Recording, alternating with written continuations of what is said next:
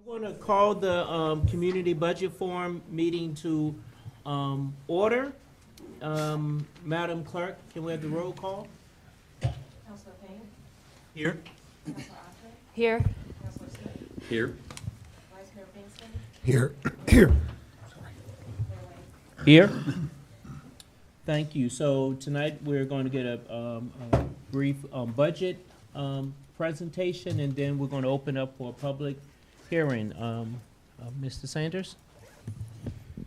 Good evening, council and members of the public. I thought that I would start our community budget forum with a brief review of the proposed budget as I presented it to council on the 5th of March as required of me by city charter.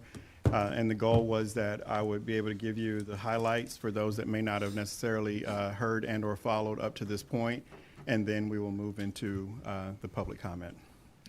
So to start off, the FY2025 budget, the major highlights, the total revenue and expenditures are $251,526,900. That reflects $23 million in new revenues and is also a 10% increase over the prior fiscal year. The highlighted priorities for everyone to appreciate what it was that led to us putting the budget together the way that we did was to prioritize fairly compensating our employees and helping us to recruit the best that we could in our market so that we could ensure that this organization can perform optimally. That means at its best. Also investing in our schools, continuing to support affordable housing, climate action, transportation, and public safety. Those are all things, as you look through that 370 some odd pages that makes up that budget book, are all the things that we're able to highlight that this budget delivers on. To specifically break down a few, education, you heard a lot in regards to the school board presentation, the superintendent's presentation of the budget for this year. The original request was $12 million. They later revised that to $9 million. In preparing the budget, the work that I had done with the team, we had been able to identify $6 million, so that was what was included in the proposed budget to council. As I reflected on what the budget was feeling like and the challenges that we faced in being able to get the budget to balance, I went to council before I made the proposed budget presentation and discussed with them the consideration of changing the tax rates. They agreed to consider making those changes, so I then was able to go back into the budget and make additional adjustments. In doing that, we were able to increase the allocation to schools by $7 million for their local match from the $6 million that had been included. And that is just in addition to what was already planned for the 5-year capital improvement plan, which totals $56 million. And the biggest item that we added to that budget for the 5-year period was the addition of the Walker Pre-K Center, which is a $30 million project. I'm hearing myself. And we also added 2 additional pupil drivers and converted 9 drivers from 30-hour employees to 40-hour employees, and that was in support of trying to maintain our ability to eliminate the wait list that we have suffered with for the past few years, and our goal was to try to do what we could to not revisit that in the new school year. Next was affordable housing. There's $8.9 million allocated in FY25. That's going to be, we will exceed that $10 million total, but the intention was that we wanted to be able to demonstrate that in each of our fiscal years to continue to support the $10 million a year commitment. We have $1.3 million for the CHAP program, another $1.3 million for elderly and tax rent relief. And some CIP investments, the biggest of them being $15 million for the addition of West Haven, so that we could see that being done within the next 5 years, in addition to other things that you see there on the screen. Also, a new item for us was the ability to add a climate action fund. That's $5 million over the 5 years to support the fact that the council has adopted a climate action plan. It supports our commitment to reducing our GHG emissions, and it provides $1 million a year to the Office of Sustainability to support their efforts to realize those actions that we've identified as priorities. We made some critical capacity enhancements to transportation. We're adding 3 positions to help us reopen the downtown transit center. In addition, adding a transit planner that'll help to lead some of the planning efforts so that we can ensure that our transit system continues to improve. We have identified a number of improvements that are needed The goal would be that we would have a planner that would work with our transportation planner to accelerate and to expand how we provide that service. And adding a transit buyer, because as we've been talking about adding electric buses and the various things that will go along with that, there's a lot of behind-the-scenes work in that procurement space of how you secure various contracts, so we need some additional capacity there. So we added a position that is actually capacity improvement, not only for CAT, but also for the procurement office.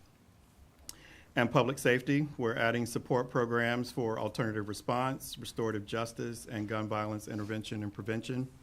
And this budget also absorbs the 15 additional firefighters that were added as a part of the SAFER grant that we were able to secure some years prior.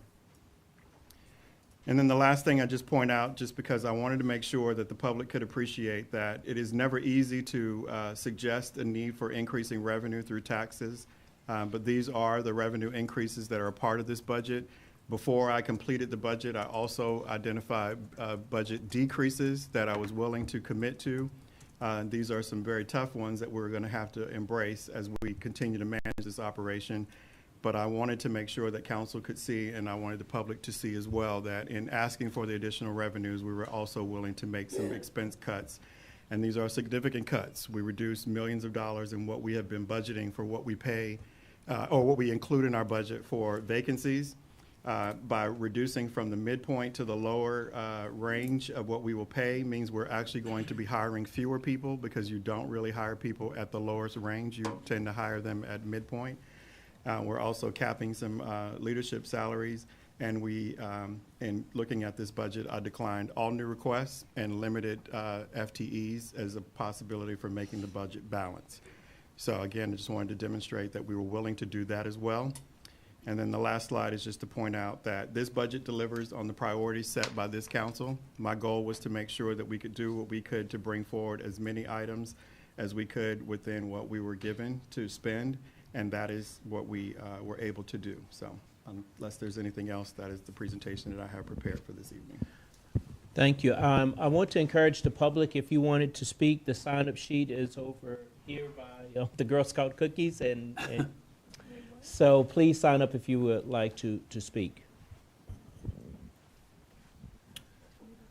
So Sam, now we clarify the questions from us. Is that, or did you have it? We can either do that or do the public comment first and then do this at the end.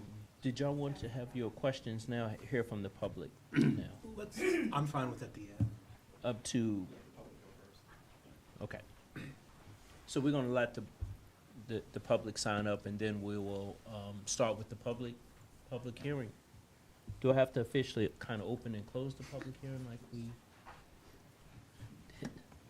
You have now. Yes, officially open the public hearing. We're gonna wait till we get the sheet and then, okay.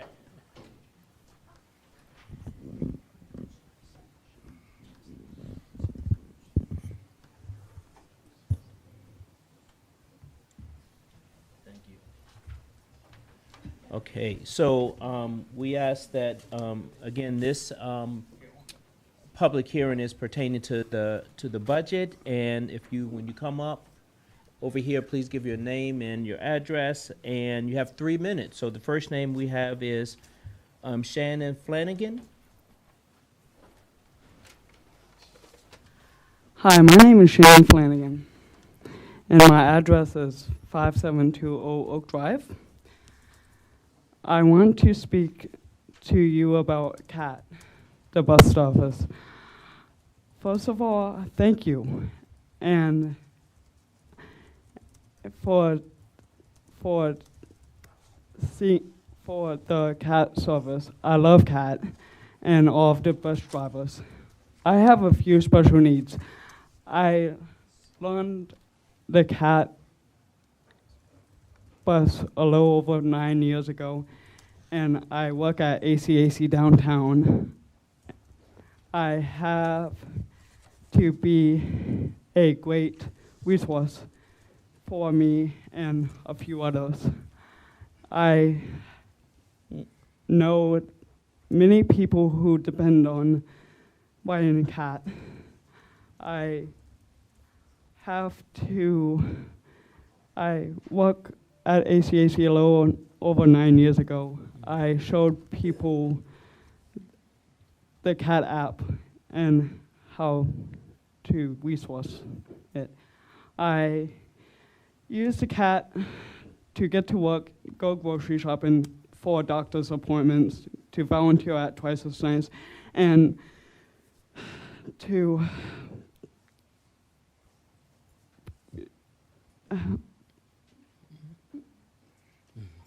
sorry, this is my mom. No. She's not sorry, I'm her mom. Yeah. You're good.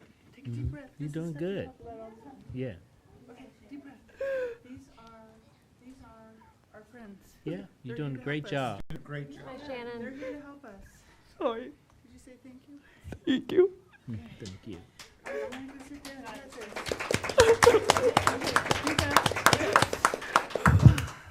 Talk like you did to me. I think we got the message clear. Okay, Thank you. Thank you. thank you. Did All she right. get about cold, dark nights, hot weather, Mm. long waits, Mhm. missing work, and people who need the bus on Sunday are Mhm. usually people who are working on Sunday. Yeah. Thank you. Thank you.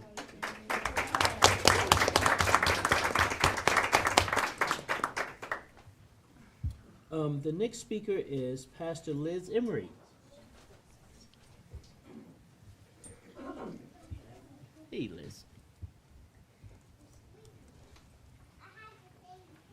I'm Pastor Liz Emery, and I reside at 1515 Stony Creek Drive in Charlottesville, and I pastor New Beginnings Christian Community, which is right down the street at 1130 East Market.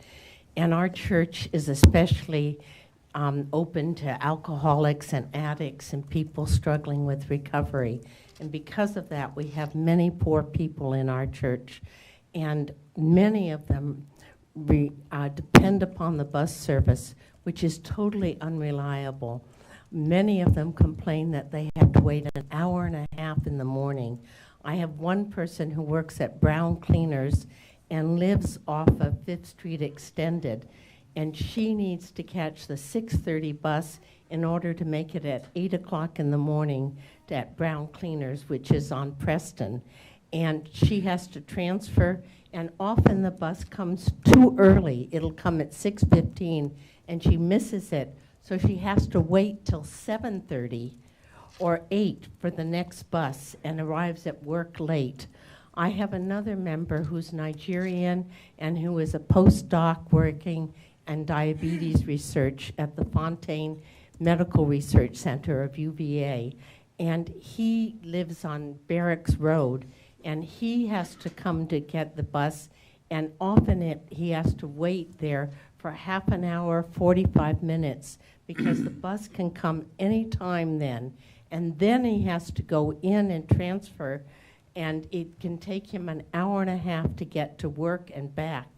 And I have a third member who lives at the Timberlake Senior Housing who depends upon the bus, and he says he waits out there in the sun and the rain, and sometimes it's an hour and then goes to the transit station and then has to transfer, and sometimes it can take him 2 hours to get to a medical appointment, to get to shopping, to get to work. And so we desperately need a better bus system.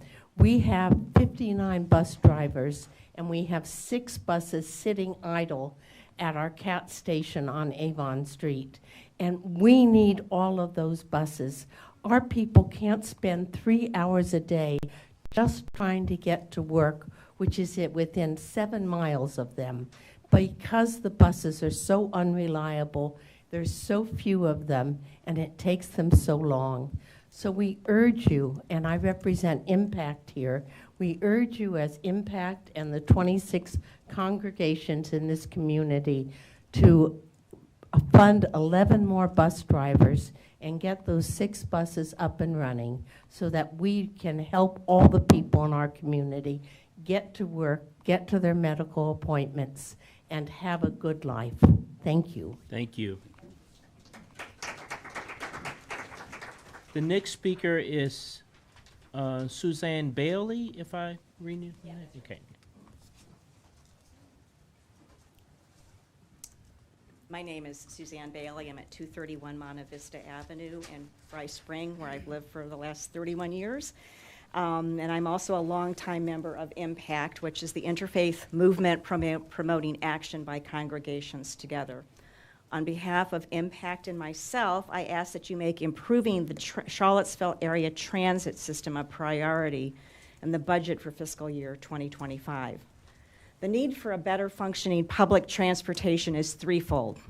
First, as a matter of equity and dignity.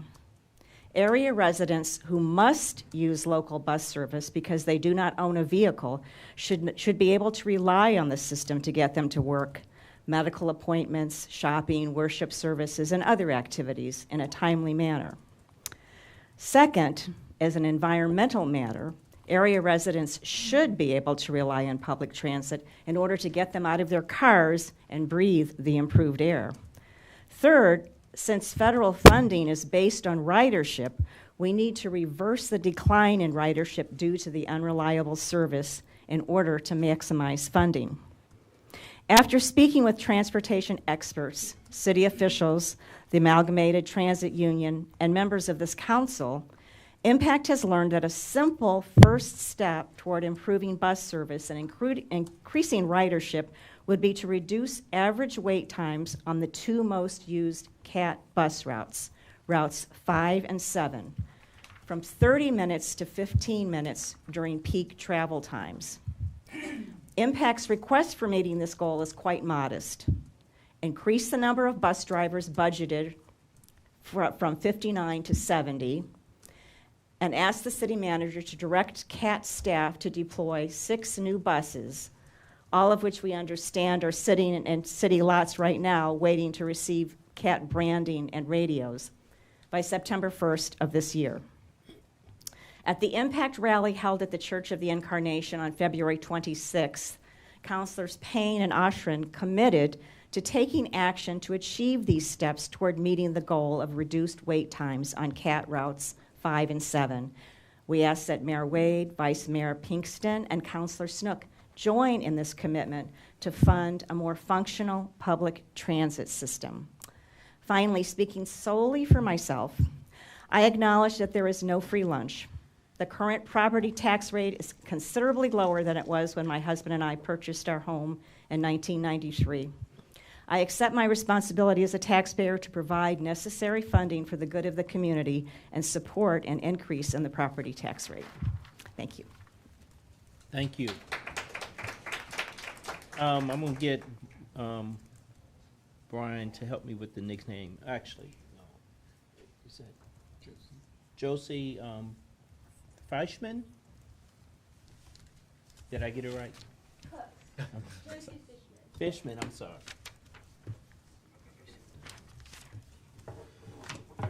I want to start by saying that I agree with everything that everyone else is saying about the CAT transit system, but I'm here to talk about something else.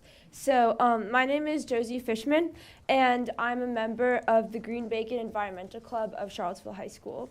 And I'm also an avid runner and hiker. And first of all, on behalf of the students at Green Bacon and Charlottesville High School, we thank you for your current funding of the 4-mile loop project that circles around Charlottesville High School. However, this loop is still not yet complete, and this loop would be extremely beneficial to CHS students and every walker and runner in Charlottesville. And with the proposed 4-mile loop in place, CHS students would be able to walk or bike to school, and it would make transportation a lot more accessible, especially for students who still are not yet able to drive. And we understand that there are a lot of steps needed still to complete this project, but we ask that you make the construction of this loop one of your budget priorities for the next year. And just to reiterate, thank you so much for everything that you've done, and we really appreciate your current efforts to make Charlottesville more accessible. Mm-hmm. Thank you so much, Ms. Fishman. Hey, Josie, before you go, was that the Green Bacon Club? Yes. It stands for the Best All-Around Club of Nerds, and Green Bacon is a segment of that larger club. Great, thank you. Yeah. Yeah. So wondering if green stood for something in particular, too. Yeah. The next person is Derek Brown. Did I get that? Bond, I'm sorry. So my name's Derek Bond. I own a couple businesses in Charlottesville, restaurants, and I'm just here to actually ask you a few questions. Number one is just the meals tax. This is the third time in 3 years that we've increased the meals tax. Maybe you can address this later, but it seems like there has to be a cap on it at some point. Basic supply and demand is every time you increase the price, which a tax is increasing the price, we're experiencing a decrease in demand. Right now, we're 20% down in sales at one of our restaurants. And it's pretty consistent. A lot of it's not your real issue. Inflation has added to that. But the tax is definitely not going to help most of your small business owners. The other one is the property taxes. The majority of restaurant owners or small business owners, we're paying the property taxes even though we don't own the property. So when you increase the property tax, you're in essence increasing our rent. And I guess the real question is, I hear a lot of talk about affordable housing in Charlottesville, and I'm just not sure the logic behind funding affordable housing programs, but yet you're increasing the property tax, which is passed directly to the consumer. It's sort of like taking it out the left hand and giving it to the right hand. And I'm not really sure your logic behind that, so maybe if you could address that. The next question would just be on the surplus. It seems that you make a budget, you have a surplus, and immediately that surplus is spent and calculated into the next year's budget. If you do that, every single year your budget is going to have to increase. It seems like basic common sense to maybe give some of that money back to the people that's actually giving you the money. If my calculations are correct, our budget in the last 4 or 5 years has went from $200 million to this year $250 million. That's a $50 million increase. And, even with just the bus issue that they're talking about, it doesn't seem like some of the major problems in Charlottesville have gotten any better with the more money you're spending. Housing is still an issue. The roads are not great. Utilities is an issue. Cost of livings went up. Crime is a worse issue. The schools are not in any better shape. I mean, the amount of money that you're giving them each year to end up with just some of the problems you're having in schools, I'm not sure how people are viewing an increase in spending. You think if you increase the taxes, you increase spending. If there's an offset in the better quality of living, that's great. But I don't know about most of these people, but I don't really see that in our community. And honestly, I work 50, 60, some weeks 70 hours a week. That's to pay our bills at home. That's not to make money. That's not to take vacations. That's to pay our bills. It's month to month. So from my perspective, when you increase taxes, you're basically taking money out of my child's mouth to give to somebody else. And it just seems like you're picking and choosing winners. And I'm not really sure that's the purpose of local government. So I appreciate your time. Thank you, sir. Thank you. John.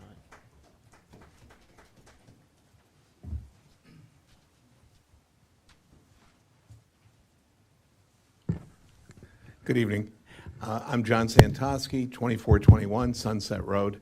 Mr. Mayor, City Councilors, Mr. Sanders, I spoke to you the other night about some of my thoughts on the budget, and have had a chance to kind of rethink and re-talk with people and all. And I have to appreciate Mr. Sanders, having to respond to the priorities that council sets, and he has to put a budget in place to do that.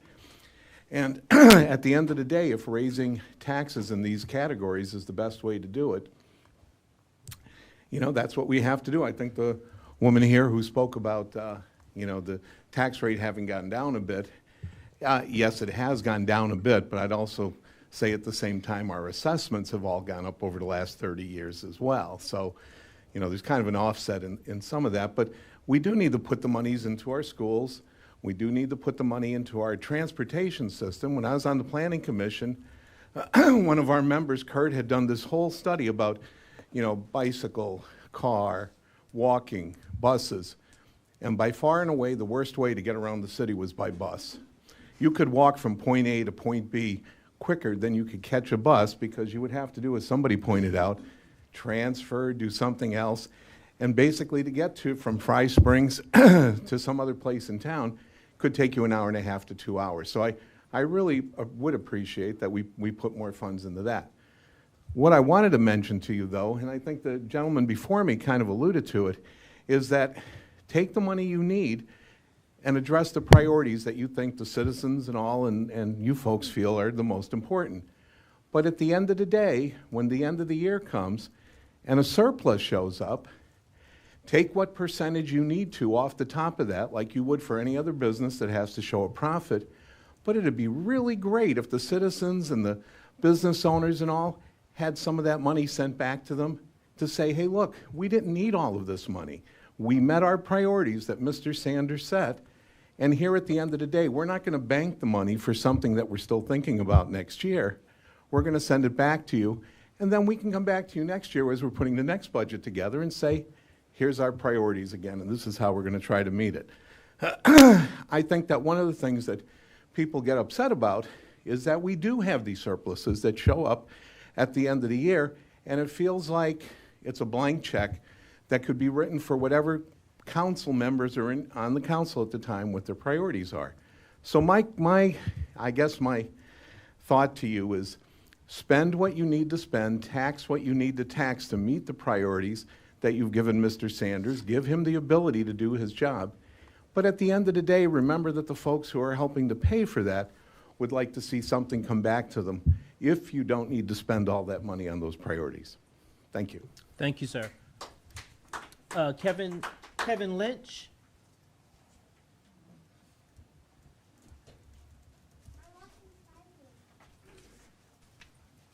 Good evening. My name's Kevin Lynch, 609 Locust Avenue, and I'm here to speak against another year, the third year of double-digit tax increases on the citizens of Charlottesville. I know that you have a lot of needs in this community. That's really always been the case. But I would put it to you that these needs have to be paid for by the people who live here. That's either the renters, that's the owners, but that money is just not free. When you have a 10% or 11% increase in your budget, or 12 and 13% like you did in the last couple of years, someone's got to pay for that. You just don't conjure it. And I agree with the folks from Impact that the bus service has really gotten terrible, but I don't think it has anything to do with money. I was on council in 2004, and the trolley came every 15 minutes, so did the 5 bus. I would encourage the Impact folks to go back and look at what the bus system looked like in 2004, and why has it gotten worse? I don't really think it's because of lack of money. It's lack of drivers is a problem. I tried to get the free trolley from the downtown to UVA. I waited 20 minutes, it didn't come. I walked it, it didn't even pass me. So yeah, I think we have mainly a driver's problem. And so yeah, more drivers. I'm not sure that that's a budget problem because, well, I haven't gone back and compared it to, but always when we have these budget issues, it's always like, sure, the transit folks come up, there'll be some people from the schools saying we need money for schools, and we do. But that shouldn't be used as a blanket for just passing on whatever money we can get or passing whatever increase we want to the taxpayers. Now, someone from Impact said that the tax rate did come down. It did. In the early 2000s, it was $1.11, and over a few years, we took it from $1.11 down to 95 cents. That wasn't just because we wanted lower taxes. That was because, as someone alluded to, John, I think, the taxes were, the assessments were going up so much by double digits that the council at that time said, hey, it's not fair to pass on double-digit increases to residents year after year after year. So we brought the rate down so that it would be single-digit increases for those years, and that brought the rate down. Still created money, still had a good bus system, schools were still in good shape, but yet we managed not to soak the residents. You know, last year, this time, the whole country was fretting about 7% inflation. City council was like 7%, hold my beer, because we got 12% assessment increase, and we'll put 1% on top of that for an increase.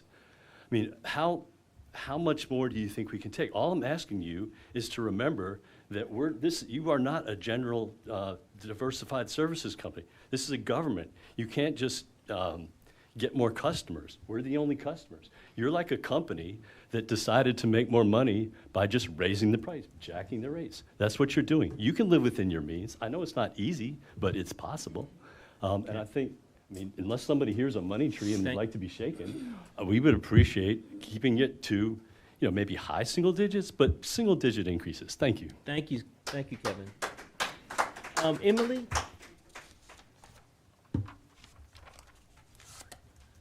Good evening. My name is Emily Dreyfus, and I'm here on behalf of the Public Housing Association of Residents and the Legal Aid Justice Center. I wanted to give a brief recap of what the recommendations are from the Public Housing Association of Residents intern team, which came up with a lot of very important ideas about what priorities the budget needs to emphasize more. And some of them you're already acting on, but others maybe not so much, so good food for thought. First one is improve the housing authority residents' quality of life by making sure redeveloped buildings are high quality. Better mental health services. Expand emergency assistance and raise the monthly and yearly limits. Increase food assistance, especially options for easily accessible downtown or in public housing neighborhoods, healthy and plentiful fresh groceries. More support for ex-offenders. We'd love to see continued progress on addressing homelessness. More activities for teenagers. Many of the social activities that were available before COVID have not been restored, and we would love to see more city investment in those things. And more affordable childcare for preschoolers, as well as improved bus service. I would also like to just focus for a minute on the expansion of emergency assistance and raising the monthly and yearly caps, because we talk with a lot of people who are paying more than $2,000 a month for rent. I don't think that's uncommon anymore, especially for families. And when they need emergency assistance, it's not generally for just 1 month. Crises have happened, they've lost a job, they've had a health emergency, they've had a family emergency, and they need more than 1 month's rent, and sometimes they need 2 or 3 months in order to get back on their feet. So the limits that are in place now are putting people more at risk for homelessness than they should. So I would love to see council look into that and try to make it more available. And lastly, I wanted to thank you all for your ongoing support for FAR. We are really thrilled to be considered a fundamental agency. Back in 2017, in the aftermath of the Summer of Hate, many of us realized that one of the most important things the city could do is incentivize and reward, like actually pay directly impacted people for the valuable input that they give. It hasn't really been possible for the city to find a way to do that through your committees or task forces, but FAR does that. The FAR internship program is the best way you have of getting to hear directly from the folks who are living with a lot of barriers and a lot of needs, and we appreciate your support. Thank you. Thank you, Emily. Matt?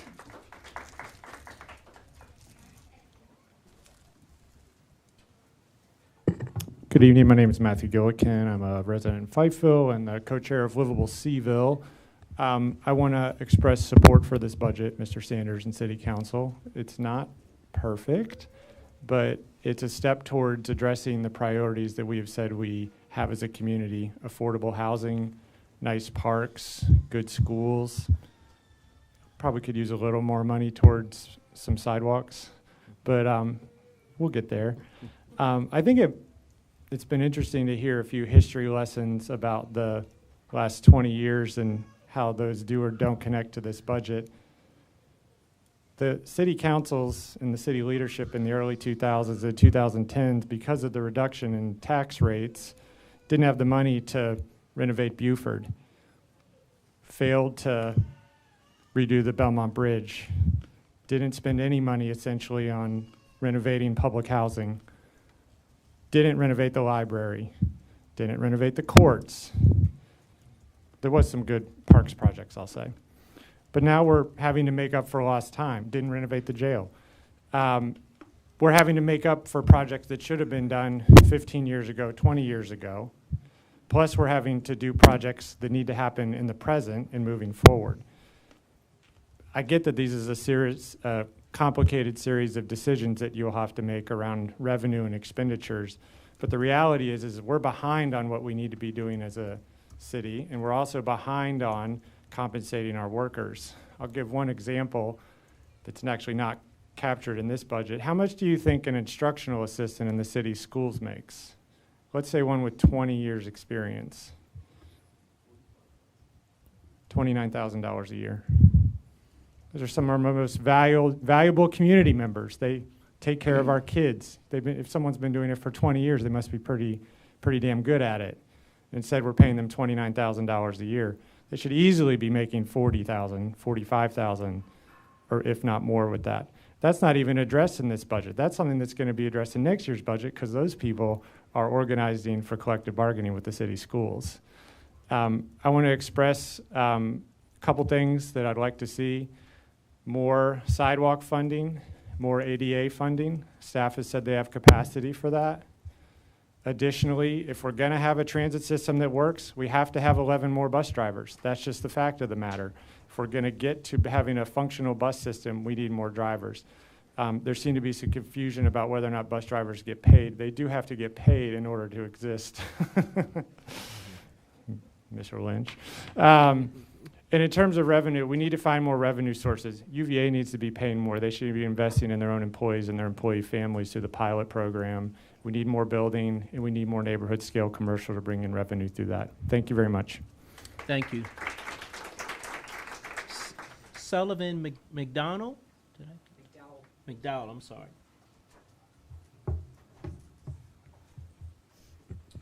All right, Mr. Mayor, City Councilors, I am Sullivan McDowell, resident of Charlottesville at Crestmont Avenue, and the Government Affairs Coordinator at the Virginia Restaurant Lodging and Travel Association. Today, your offices received electronically a comprehensive letter detailing our opposition to the proposed increases to the meals and lodging taxes. I will not waste time in reading the letter to you, but want to briefly outline our opposition for the record. We understand the financial pressures of the city and the need to balance expenditures and receipts. It would be our hope and alternative to work with the city to increase tourism in Charlottesville and therefore increase the total received by the city without the need for an increased rate. Under these new meals and lodging tax rates, the overall tax burden for a diner overnight visitor in Charlottesville will be 13.5% and 14.5% respectively. Data shows that tax increases like these do affect the local residents widely, particularly the meals tax, and they hit low-income residents the quickest and the hardest. Further, this tax increase does not specifically benefit the Charlottesville Albemarle Convention and Visitors Board or other efforts to increase tourism. As previously stated, we would hope that some consideration would be paid to how to increase the size of the pie, so to speak, as regards to tourism to offset the effects of the raised taxes. Thank you for your time and your consideration. Thank you very much. The next speaker is Lila Castleman.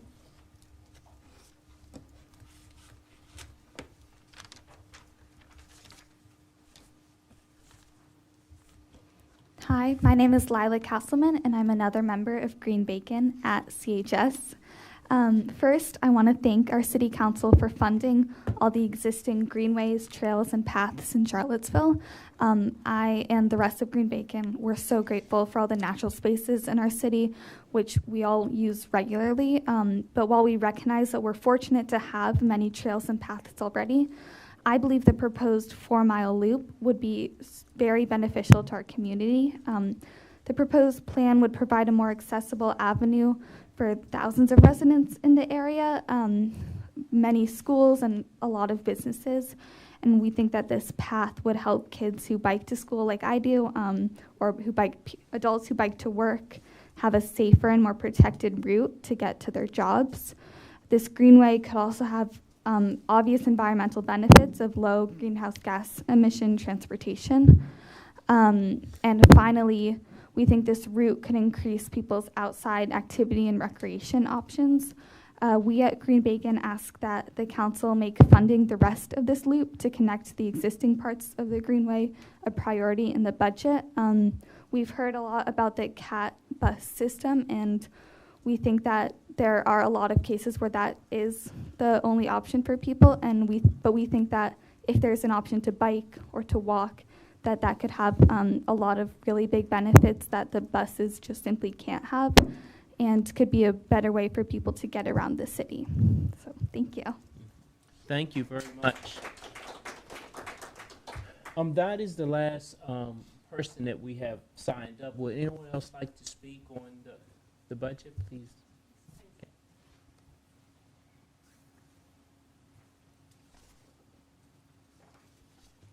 Hi, I'm Amy Gardner, 753 Belmont Avenue. And the last time I asked you to consider funding the city schools request, it was 12 million, and now it's only 9. So I think, you know, guys have made some progress there. I attended the budget meeting on the 5th, and I learned a lot, and I really appreciate all of the hard work that Mr. Sanders and his office put into the budget. And I've had some time to dig through. I think the Vibrant Community grant funding process was great. I was really impressed with a lot of the funds that went to some of the local nonprofits that support our community. But I'm going to ask you to go back and reconsider the city schools request for $9 million. In digging in, or the thing that I heard on the 5th was the Office of Sustainability is going to be getting $1 million a year over 5 years into its CIP. And I completely applaud the city's making combating climate change a priority. I think it's impressive.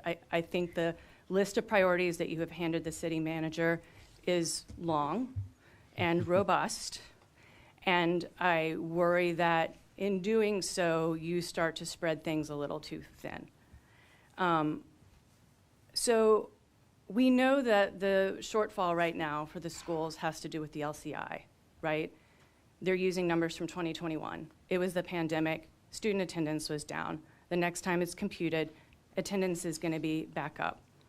Our assessments might be a little higher at that point, not sure exactly how it would shake out. What I'm asking you all to consider is hold off funding that $1 million into the CPI for the Office of Sustainability. I'm not saying no, I'm saying just wait. Get to the next time that the LCI is computed, and Charlottesville might be on a better playing field with the money that the state is giving the schools versus what the city has to give the schools. I want to ask you to think about the wisdom of spending $1 million to combat climate change when you're doing already so many wonderful things versus the wisdom of giving that $1 million to the city schools. It makes a difference towards English language learners. It makes a difference towards subs. Anecdata, but my child's had 3 classes this year where a sub just simply did not show up. My friend's child went 3/4 of a year with a Spanish teacher sub who knew no Spanish. This is just at the high school level, right? That's my point of view these days.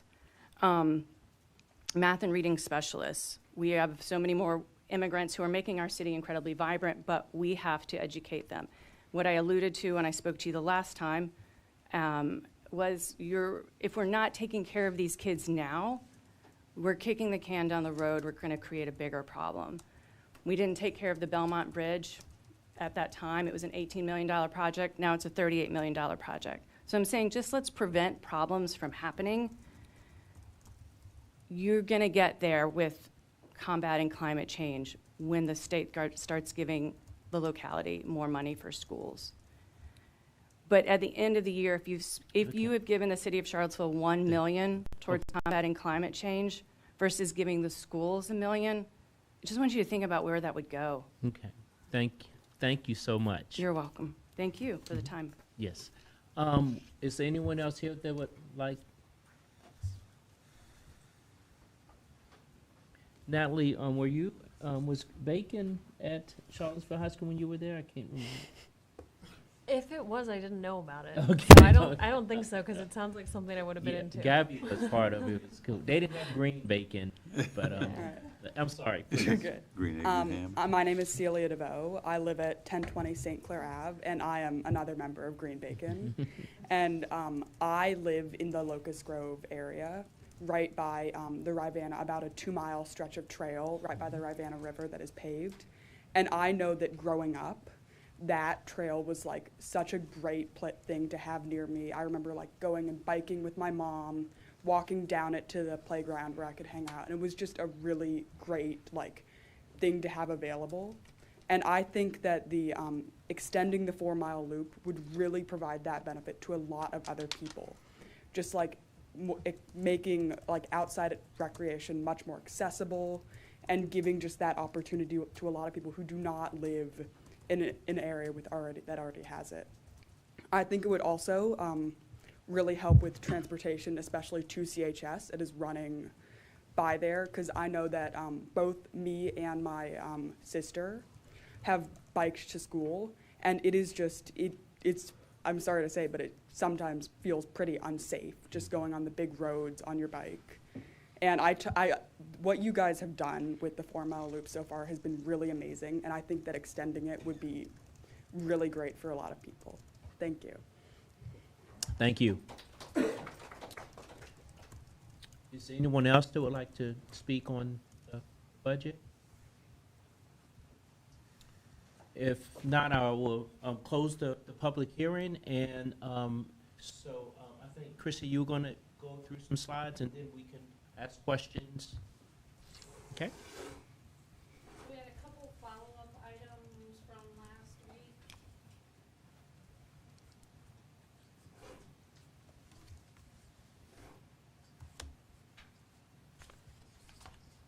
Okay, so there was some information or questions. Chrissy, your mic is muted. How about now? You're good. There were some questions asked about the performance of the Pathways Fund last week, so we've compiled some of the information for you here. Just some general information for those who are not quite as familiar with the Pathways Fund. It is a community resource hotline which is designed to provide rental and mortgage and utility bill assistance to eligible households in the city. We work in partnership with the United Way of Greater Charlottesville. There are operators, the operators are there to take calls and assist with referrals also to other organizations if there are needs that we can't address with those funds.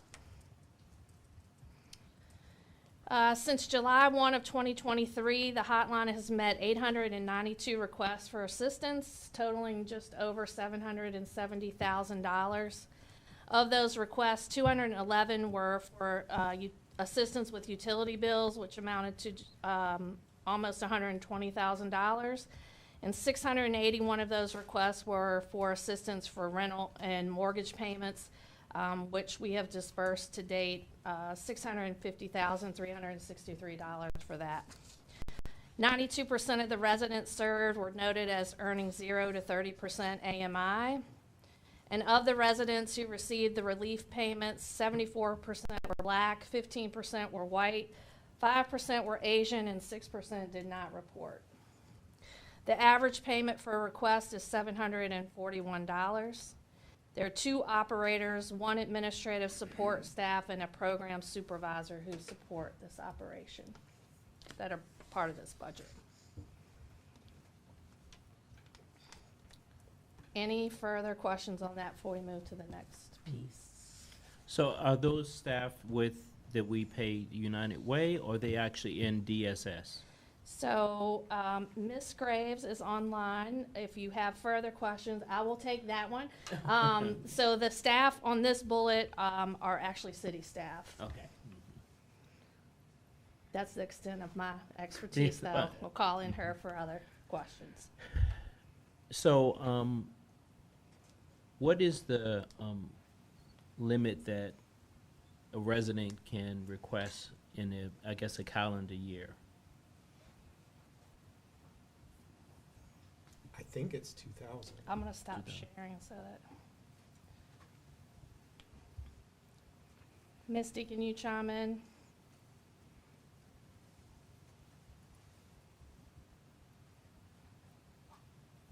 Just 1 second, we can't hear you.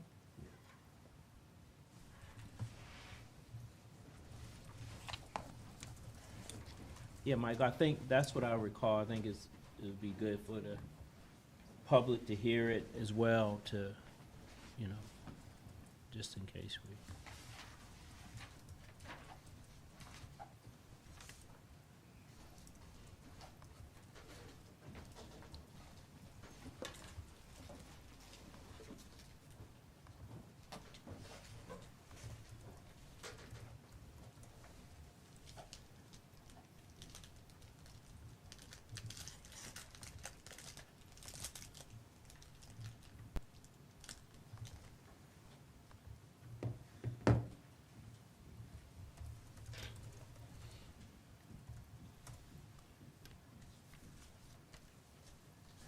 Misty, can you talk now?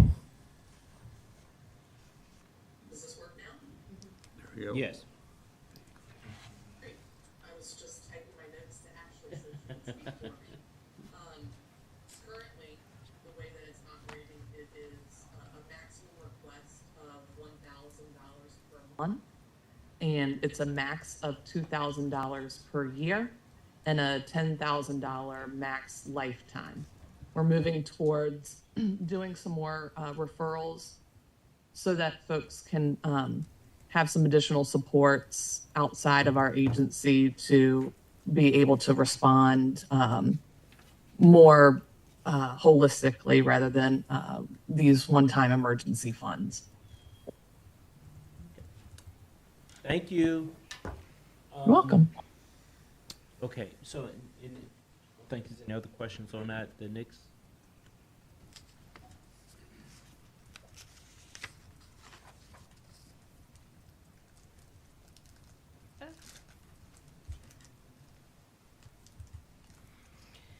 All right, so moving on, maybe. There was some conversation about refuse and the budgeted increases that were noted for the 25 budget due to contractual increases and also tipping fees. And there was a question about why and how much do we subsidize that service. So a couple of things here from this chart. These are actually financials from last fiscal year, so FY23, because we're currently in 24. And you can see from this that we basically subsidize that operation about a little over $1 million, meaning that the cost or the expenses that were incurred by the city were about $1 million more than the revenue that was brought in for that service. The reason that we have subsidized, or that traditionally we have subsidized this service, is that solid waste collection has historically been seen as a core service that is provided to the residents. It helps to ensure that the programs are accessible, and it reduces barriers to recycling. It also directly impacts our comprehensive landfill diversion efforts, as well as supports some of the sub-goals of the Climate Action Plan. So in looking at the options, our residents have several options. They have the option to buy an annual sticker, which is put on their trash can, and that is sold based on the size of the can that they would like, or they can also have the option to purchase stickers on an individual basis and affix that to the bags each week. The annual decals include approximately about $29,000 in in quarterly decal sales that are largely for downtown Belmont businesses that are exclusively almost all restaurants. That they pay $491.40, and they actually get a daily service. The others are for weekly pickup. The sticker retail sales, we do deliver those to different grocery stores and convenience stores who choose to operate. They are discounted. They get to retain 5% of those proceeds, but it's a convenience factor for citizens who can go and pick those stickers up at the store. Can I ask a quick question? So on the previous slide, you had a line for sticker sales and a line for sticker sales retail. Is that the difference, buying them direct from the city versus buying them at a grocery store? Correct. Thanks. We also do provide free refuse collection or programs to offer assistance for both those who are receiving real estate relief and rent relief. There's no cost recovery for that benefit. And then additionally, DSS customers are also qualified to receive free trash services, and the estimated value of that is about $41,000 a year. There are some administrative costs that are related to this. This program is jointly administered by the Treasurer's Office and the Public Service Division of Public Works. The decals and the stock of stickers actually cost about $10,000 to have those printed and kept in inventory. And then we issue about 5,000 of the annual decals, as well as numerous sheets of individual trash stickers, and they're all purchased from the Treasurer's Office. Or the annual decals bills are mailed out and people can send in payments and they're mailed back to their home. So one of the things that we're finding is that the solid waste market is changing on all fronts, both from the collection, the staffing, the equipment cost, hauling, processing. We are in the process of reviewing all of those services. We have also put an RFP on the street in which we will be, or getting ready to, and we will be receiving bids for that. And once we know what those are, we will have a better idea of what the actual market is bearing in terms of those costs. And at that time, you know, I think it would be the idea of the city manager and of staff that we would come back to council and have you take a look at the portfolio of all the services we offer in terms of the pricing, and for you to make some decisions about, you know, how you would like to go forward. Ideally, the timeline for that, because it's going to take probably 6 to 7 months by the time the RFP is issued, reviewed, the ideal time frame to look at all of that would be to consider it for not the 25 budget, but the 26 budget.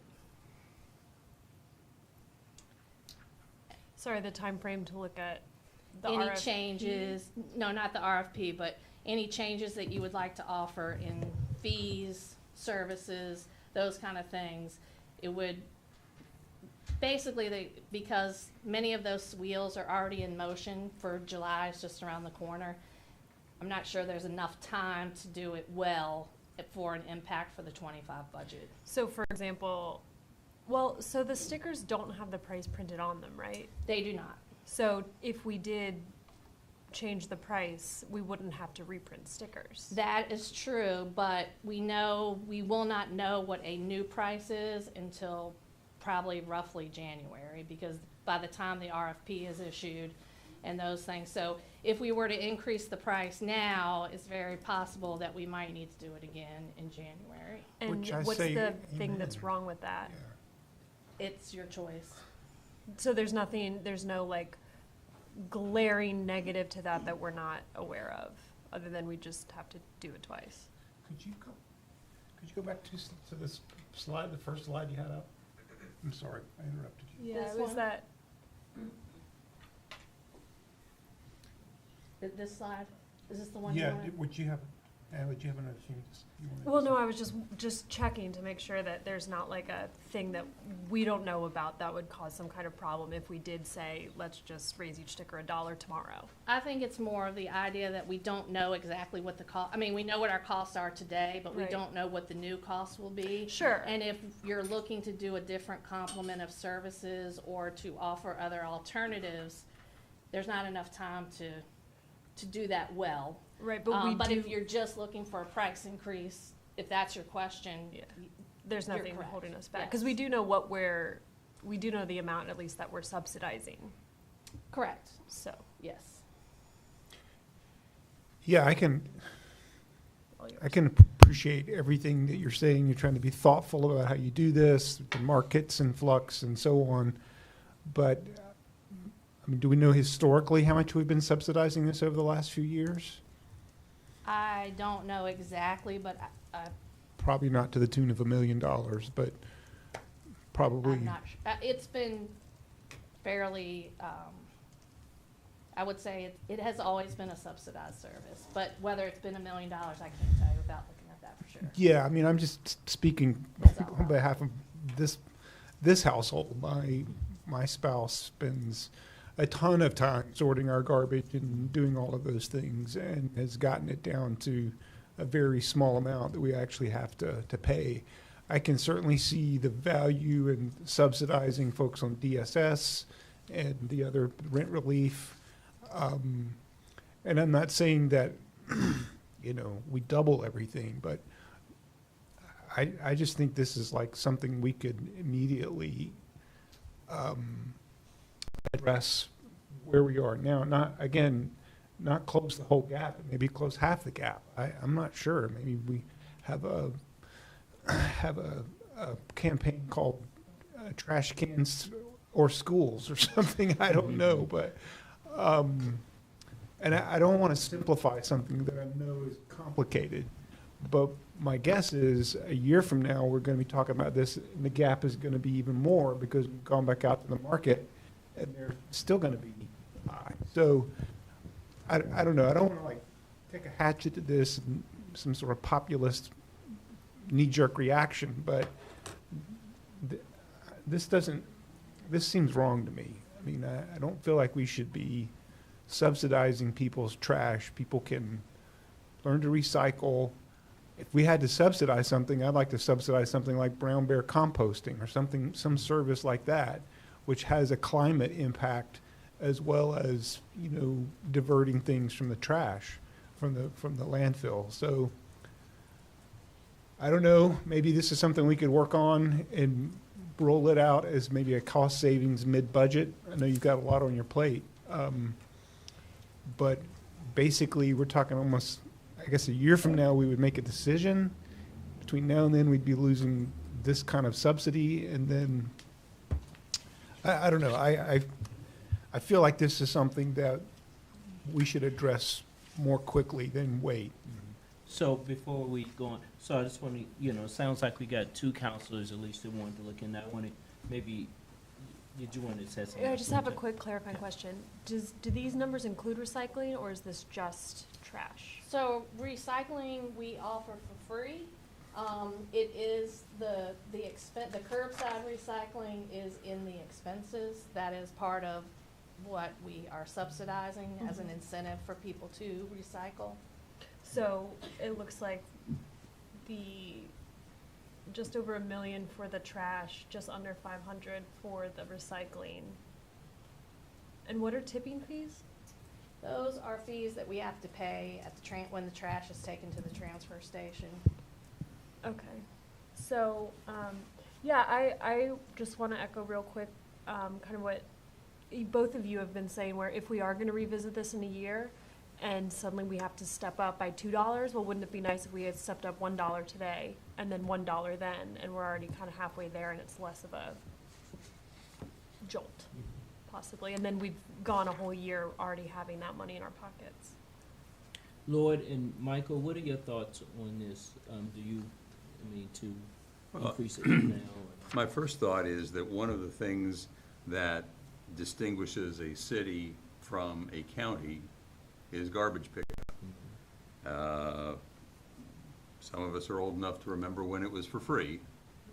It wasn't free, but. Well, it was free to the homeowner. Yeah. Or free to the renter, or whoever was, you didn't have to pay to have your garbage picked up.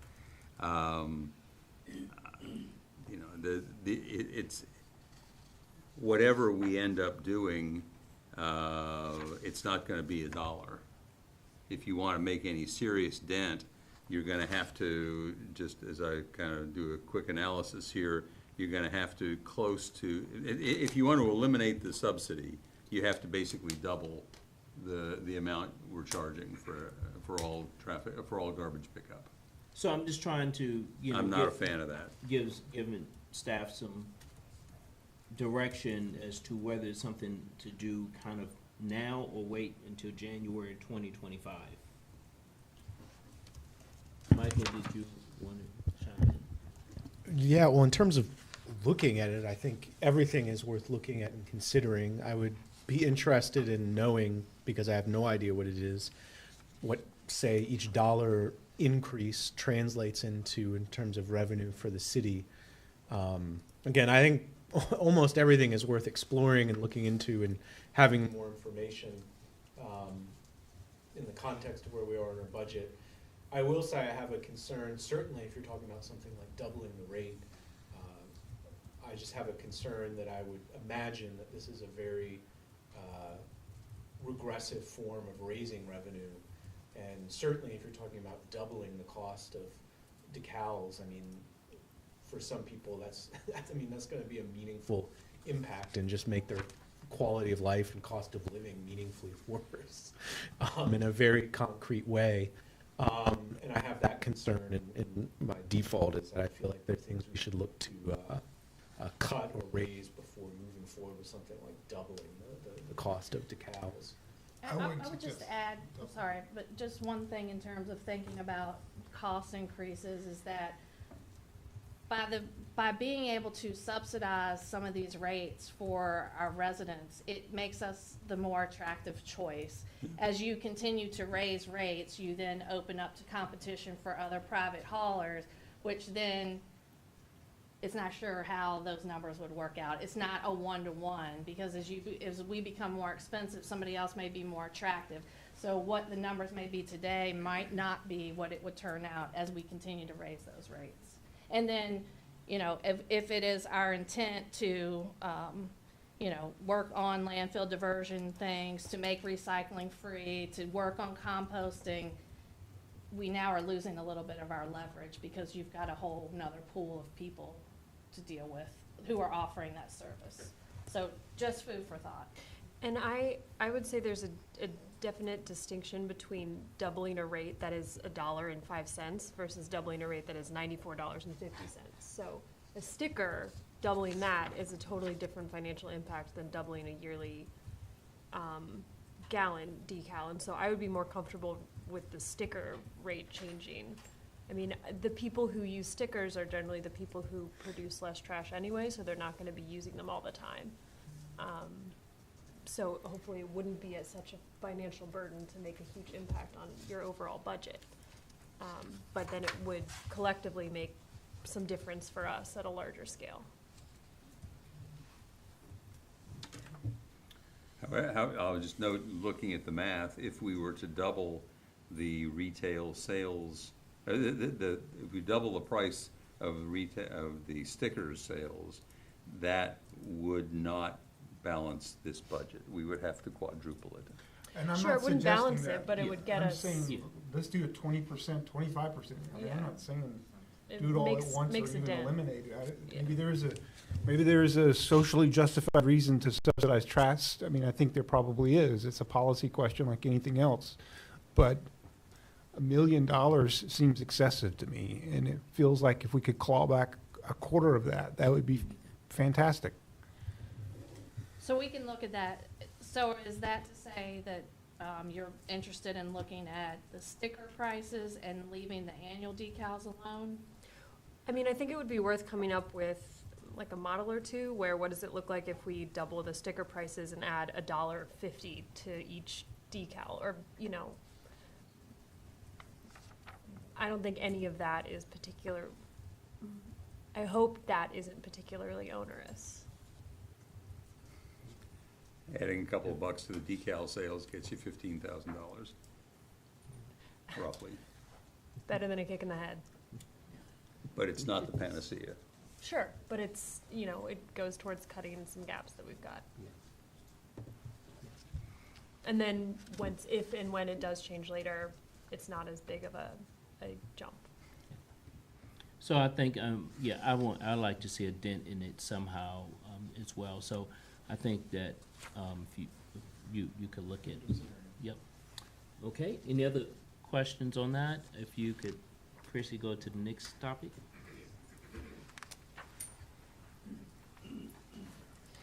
CAT optimization, there were some questions about the timing for utilizing any of the additional drivers.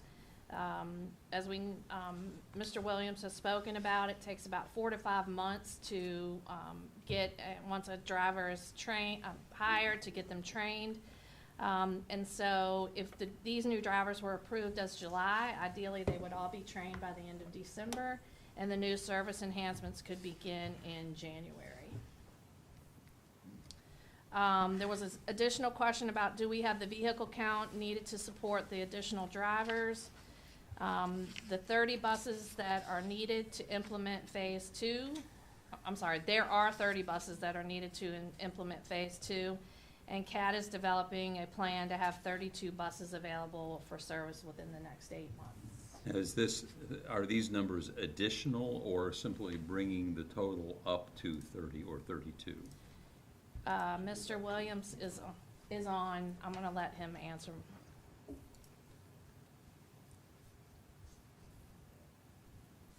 Can you hear me?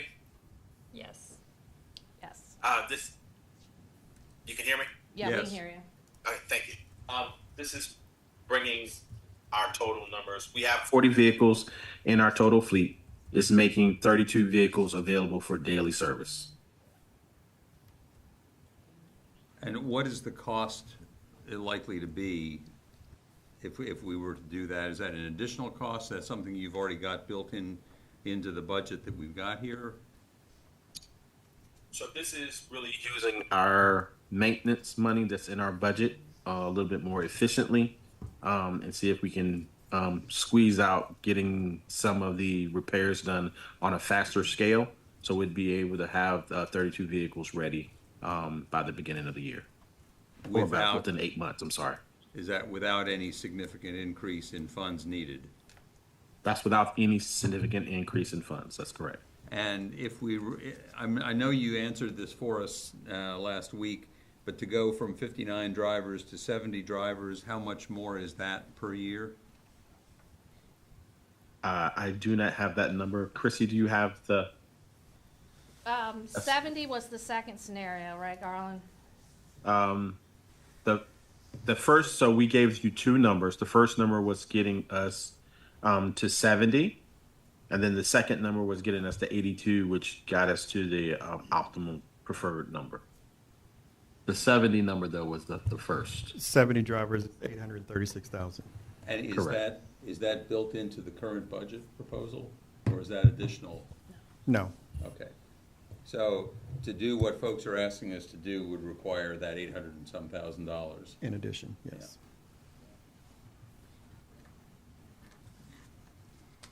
Okay.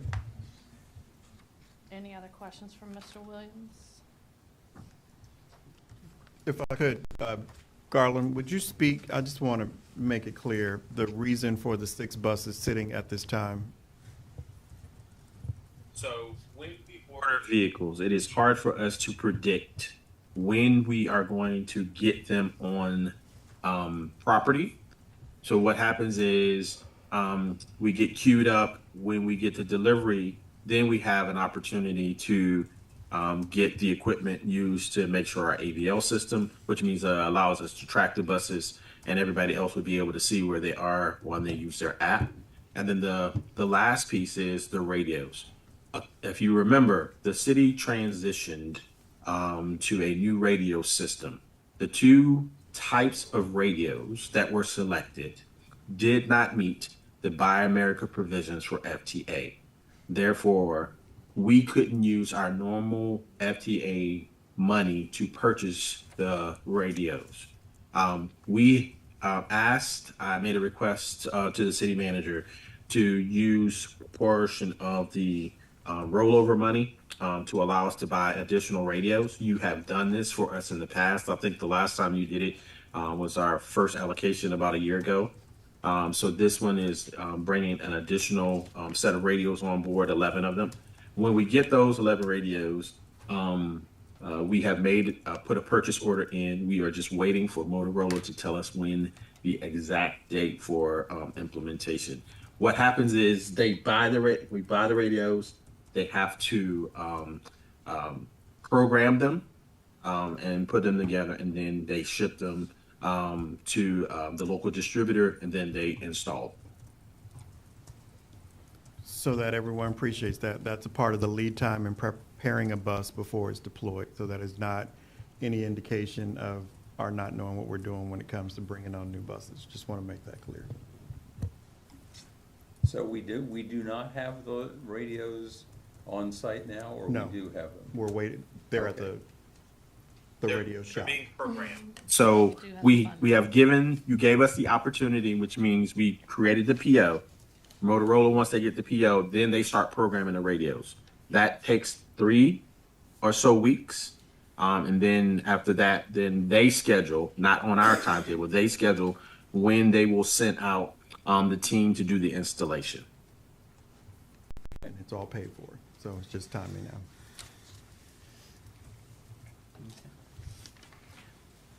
now. I think that was helpful. You know, it's a lot of questions around the 11 drivers and the 6 buses and the radios, and so it's good to kind of clear that it is it is hard for people to see. I mean, we got the presentation where the Garland said that our current bus system is not ideal, and so that's something we are definitely going to be working on over the now and into the future. If I may, Mr. Mayor, I appreciate that, and we are doing everything we possibly can. And I actually haven't even had an opportunity to tell the city manager. I literally was calling Motorola today, and we're figuring out whether we can get the installers here to remove buses from older buses that we're looking at retiring. We got about 4 or 5 buses that we're thinking about retiring.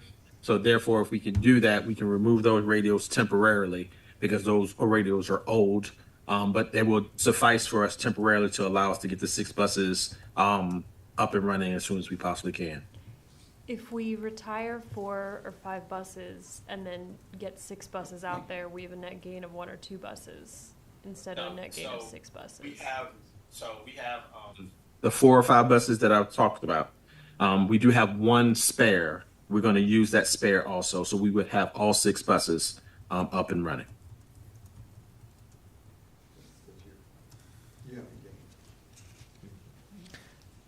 I just have one additional question. So my understanding is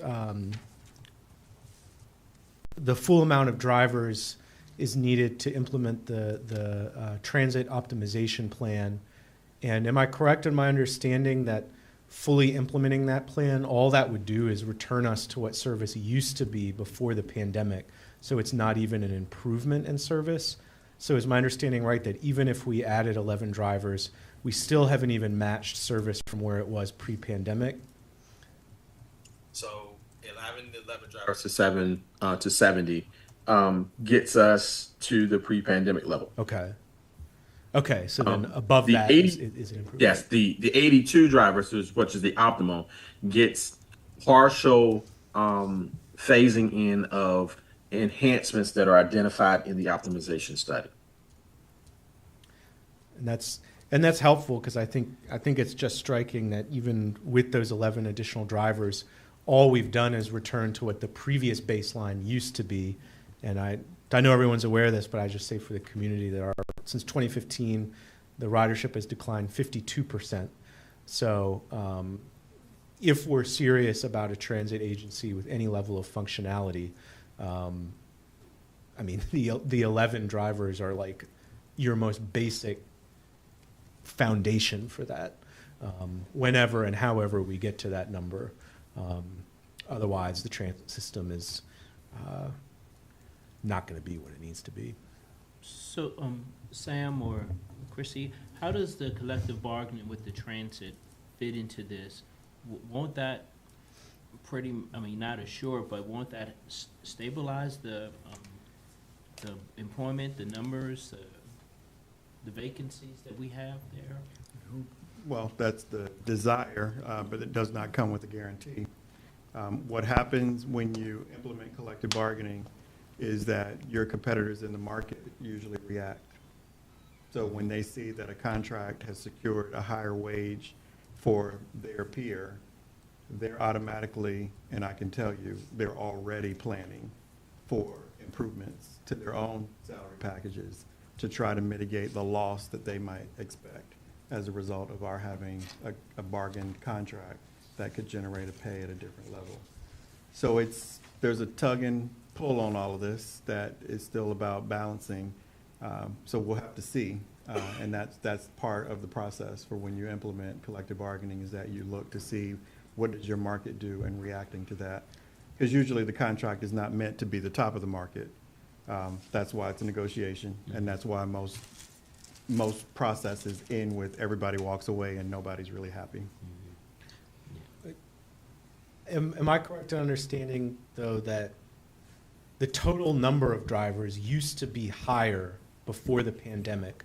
So even if collective bargaining filled every currently vacant position, the reason we can't match the pre-pandemic service is because just the total number of drivers is less? Or am I off in that? Garland, you speak to that? The total number of drivers prior to the pandemic was higher because we had a number of relief drivers, which was increasing our number of drivers available, our availability of drivers. What we saw during the pandemic is those relief drivers who did not have health care did not want to drive because they were concerned about if they got sick, there was no health care on their part to help them if they needed to go to seek medical attention. We lost the majority of those individuals. We also had a number of individuals that retired during the pandemic, and we have not been able to replace them. So just to confirm, paying for bus drivers does have an effect on the budget, right? Oh, absolutely, it has an effect on the budget. Okay. Yeah, that's a Just wanted given, to- yes. $30,000. One, exactly, that the identification of 11 additional drivers comes at a cost of $836,000. To get to 82 is $1.9 million. Bargaining doesn't stop, so contracts are going to continue to make it more expensive. And then once you start getting more drivers, depending on what happens with our bus choices, as we're suffering right now with down buses, that if that were to happen, we might actually find ourselves with more drivers than buses. That'd be a different place for us to find ourselves. So there's a lot of balancing here. And I think the word that we're trying to focus on is optimization, which means you have to take time to get there. And that's really what we're trying to figure out, is what's the right set of steps to take in order to get there. Yeah, and I'll just repeat again, none of it's a criticism, because this has happened as a natural artifact of the pandemic being a huge blow to every transit agency. I just state it for the community to understand kind of the scale of the challenge in front of us, that $800,000 for 11 drivers, which is not currently in the budget, only returns us to pre-pandemic service. So even that is not in the budget in a challenge. So then when we're talking about expanding service and certainly implementing the regional transit vision plan, we are nowhere close to seriously planning for how we're going to do that. Right. And I say that for city council and the community, not a criticism of anybody who I know of. And I know that it's not exactly relevant to the CAP budget discussion, but I would like to take this opportunity to point out that if you're waiting for 45 minutes, but you have the ability to bike, but there's not a protected bike lane that makes it safe and pleasant to get to where you go, then it's not an option. But if we do build that, then it is an option and expands people's ability to get around. And you don't have to continuously staff a bike lane. True. Any other questions on transit? Was that the last? Not on transit. Okay. Before we move on to the next thing, though, I would like to quickly step back into the trash collection part, because I said something thoughtless and I would like to apologize and clarify.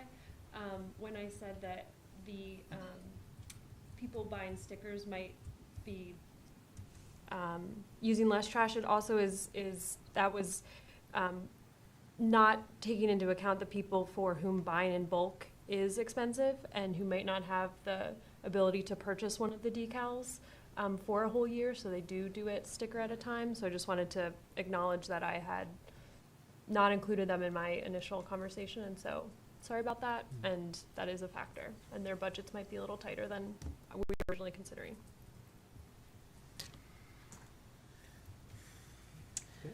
So those were all the questions that we had to follow up on from last week.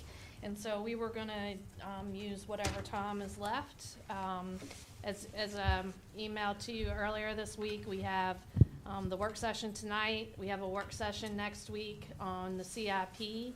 And then we have a wrap-up work session. And so we've been handing you all a lot of information. But we wanted to have some time for you all to ask questions, provide us some feedback. Do you want to add some more to these slides? You know, we've heard there are some big items in this budget. You know, is there consensus with council in terms of where the schools are funded? Are you good with the tax rates that are currently proposed? Last week you talked about some VCF and agency funding adjustments. We've talked tonight about some trash changes for those fees. What other things would you like to talk about, and what else can we provide information to you on? I'd like to ask a couple of questions based on what folks said tonight. The first thing is, I'm not familiar with the 4-mile loop that's being discussed. That was my question. Is that something that will come from the school board or Parks and Rec? I'm not sure if I know about this. I'm not familiar with this one either. Okay. Ashley, did you get details? I mean, I can generally speak to it, but.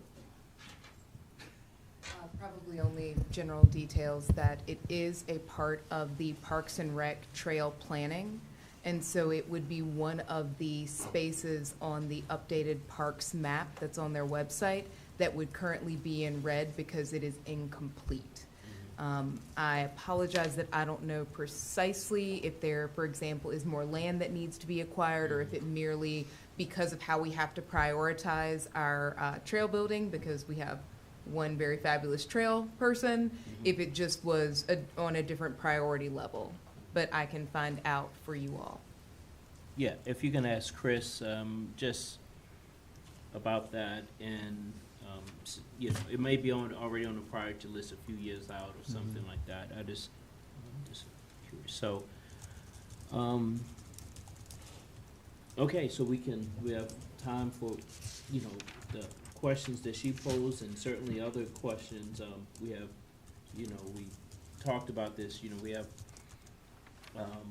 this meeting and the meeting next week. And of course, we always can plan more, but ideally, we'll try to get our questions answered this week or next.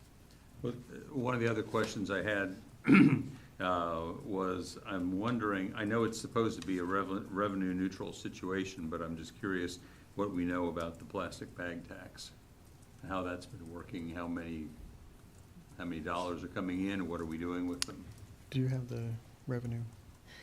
So we started out with the $20,000 revenue, and I believe I want to say it's 100 that we projected. I'll tell you in 1 second on my handy dandy online budget book. Yeah, I think it's either 80 or 100,000 that we have in for the 25 budget. So it has been coming in. I can't speak as much on the expenditure side. Ashley, I don't know if you have. I haven't had that conversation yet. So Okay. part of what I wanted to do was to see what our projections were going to be this year as a part of the budget. With the establishment of the Office of Sustainability, that money goes to them to spend it because it comes with serious conditions attached to it from the state. It can only be used for climate-related activities. So the I think plan. it's even more specific than that. Yeah, it is. It's It is. I mean, it's about reduction. litter, and we can buy more bags and distribute more Right. bags for folks to use and things like that. But there were only 3 real options on what you could do with that. So the goal would be for the sustainability team to determine how to deploy those funds. Okay.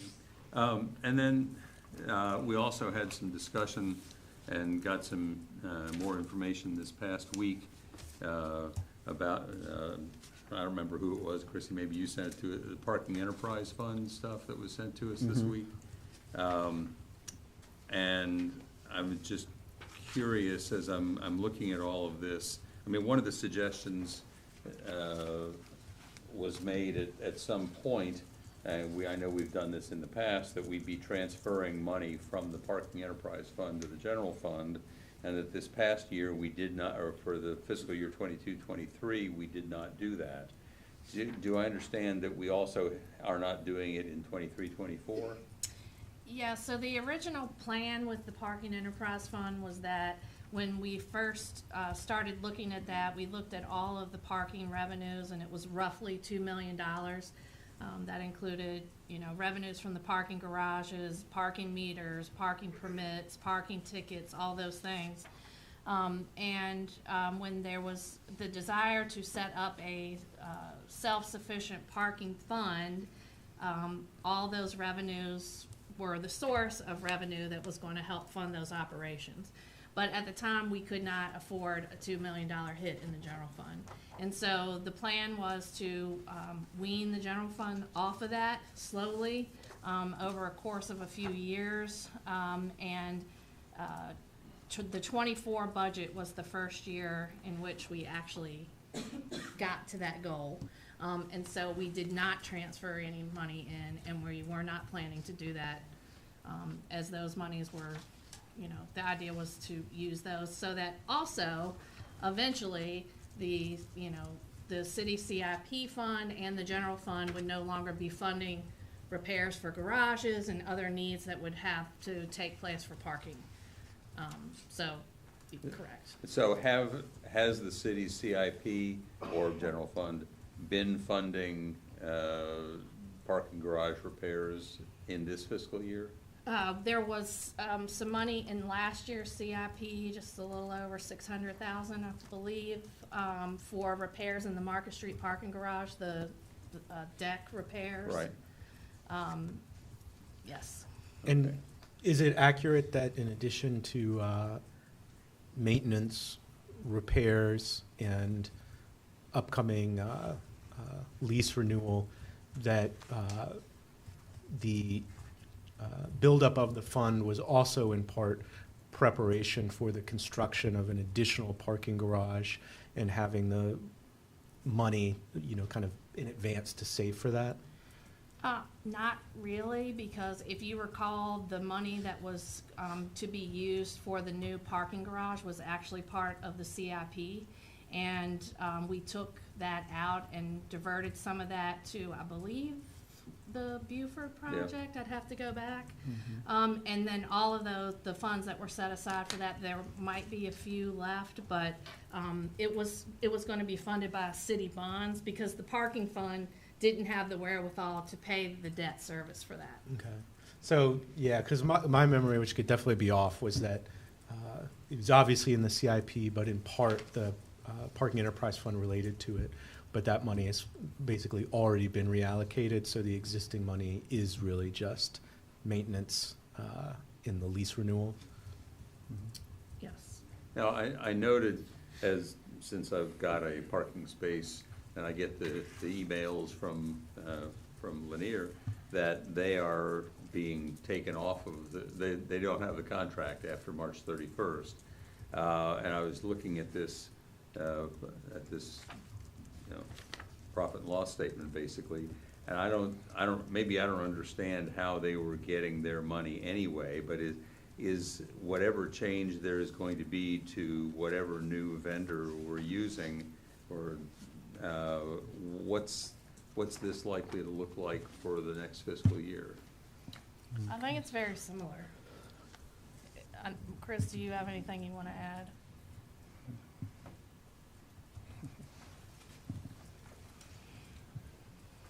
It will be very similar. We expect some efficiencies from a new operator, but we still have to pay people to do the similar job.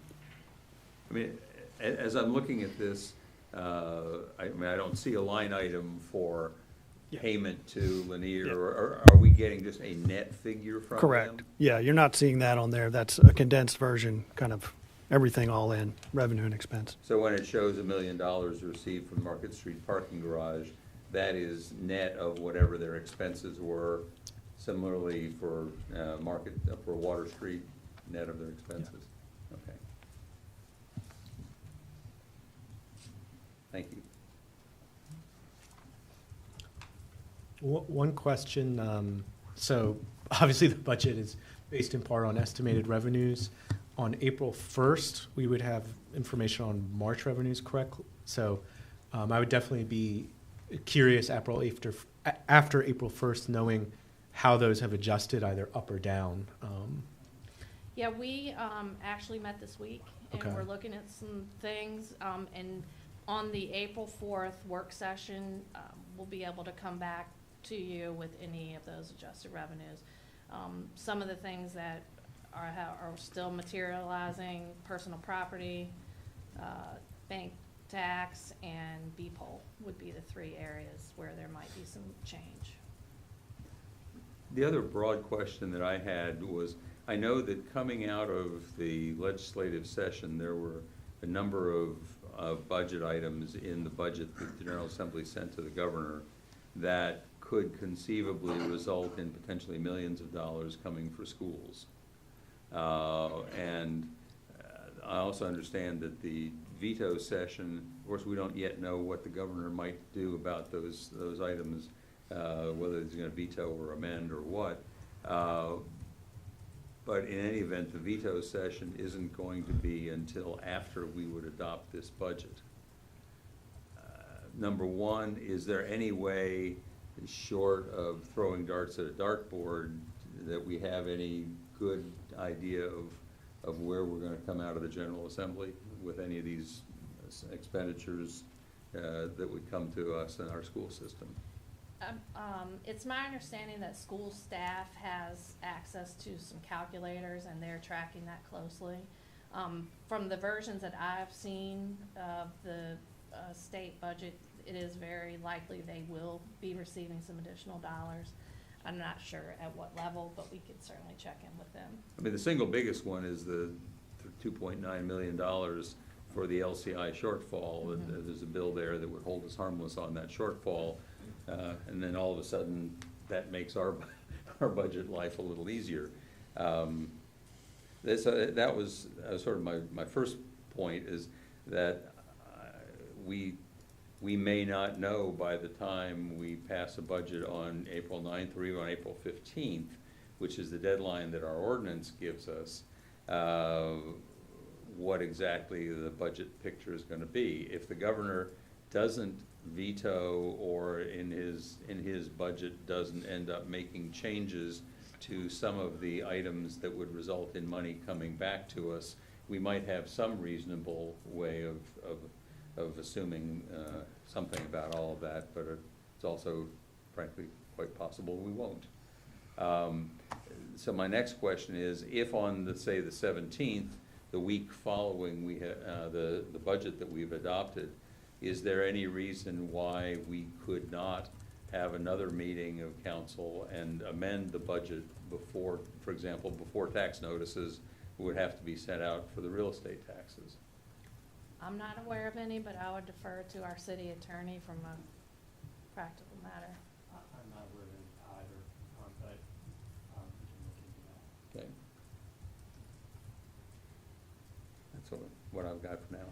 So as far as and this is just not it seemed like the governor's reviewing different bills and signing them or vetoing them. Is not, there's no rhyme or reason to it per se. I mean, it's not a particular day that we know that he's going to make a decision. Because I understand that both, kind of districts, whether you're conservative or liberal type of Republican or Democratic districts, that are both want to be held harmless for it. So, do you know anything, Michael, from your, because you were really tuned into the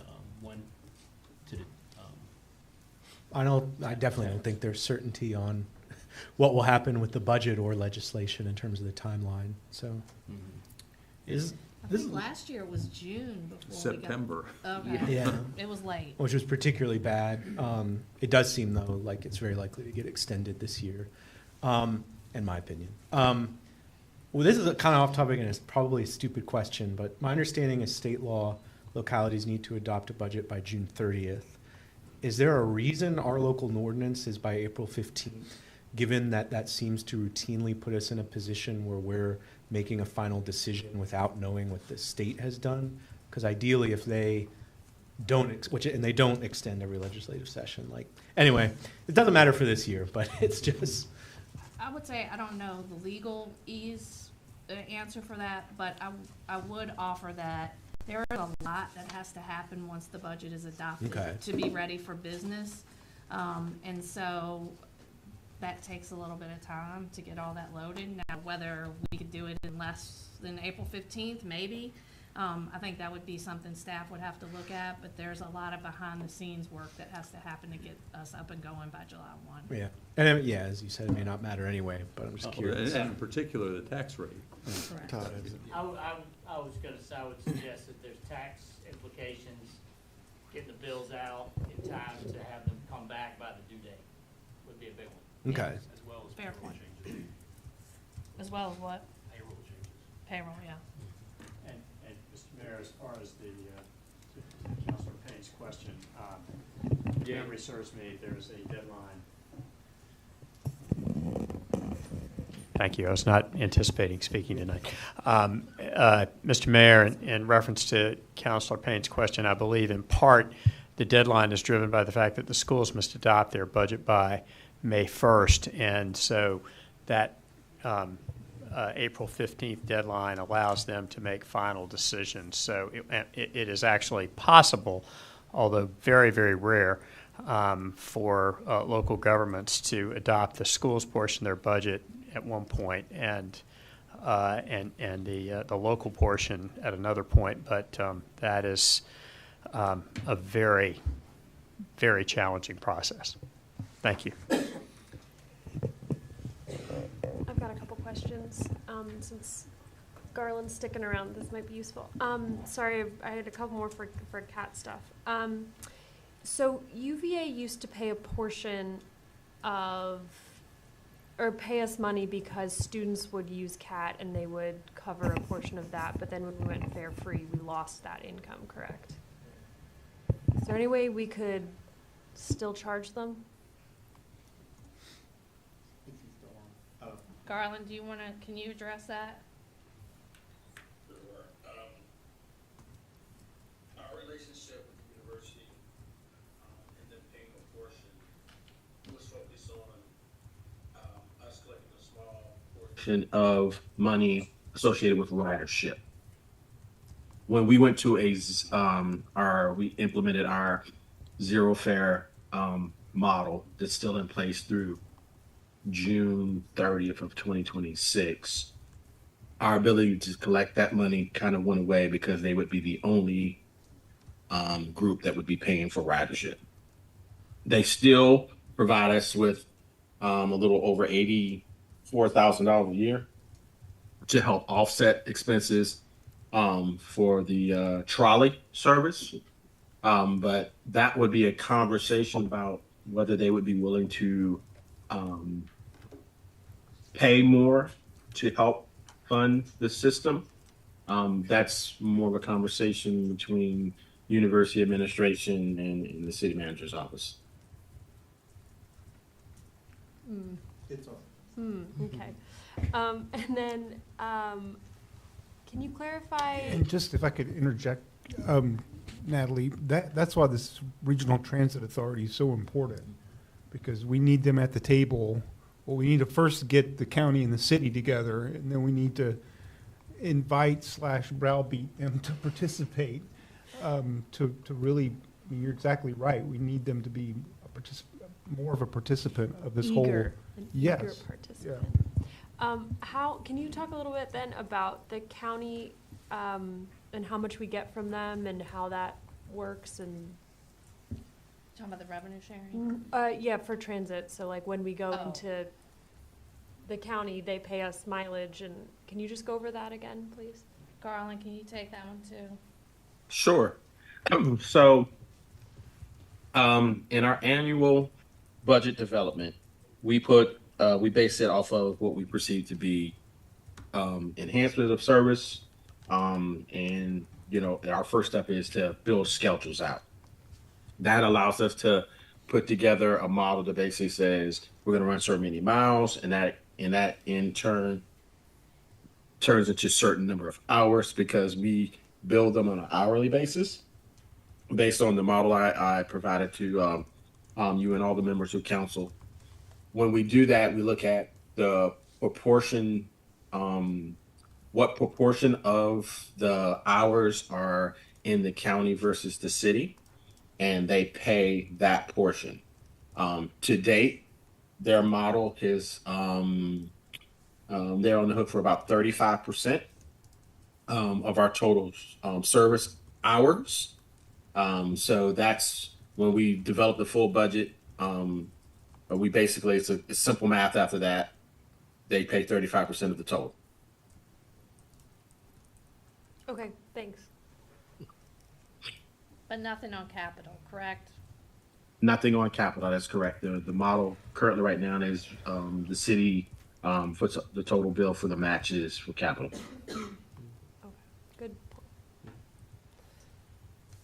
Any other questions on transit so we can, you know? Maybe. So I have a question. I don't know if it's going to include that. Okay. It's kind of a larger umbrella question. I know that you moved the Office of Sustainability under your auspices. Can you just kind of tell us more about what they do? What's their goal? What's their daily task situation like? Just what's on the docket for them?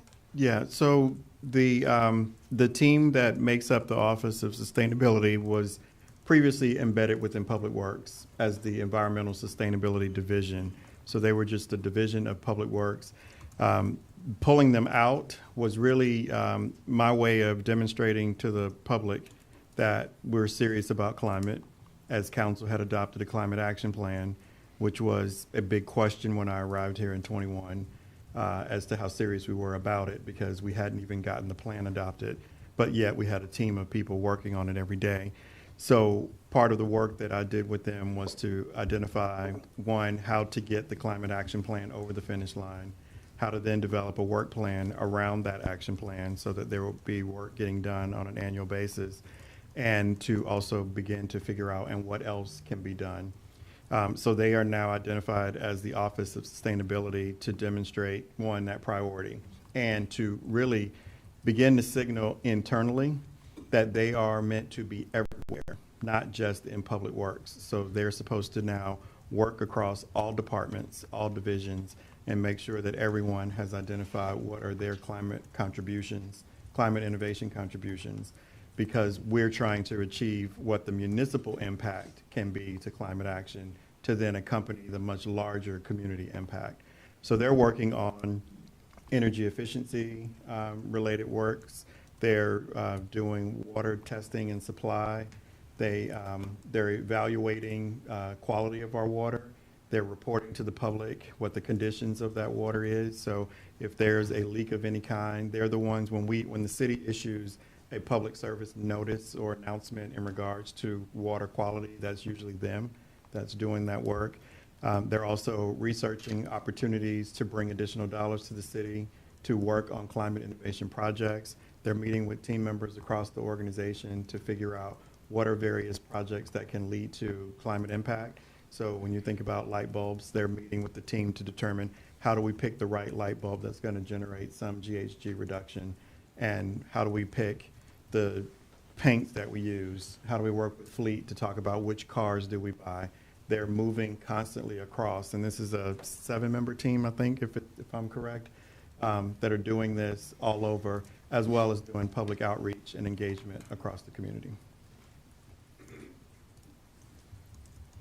Thank you. Mm-hmm.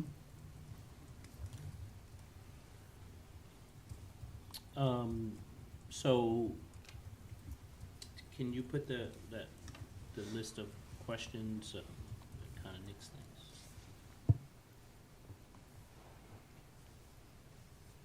So I guess if we have additional feedback on VCF, we could email that to you maybe, or?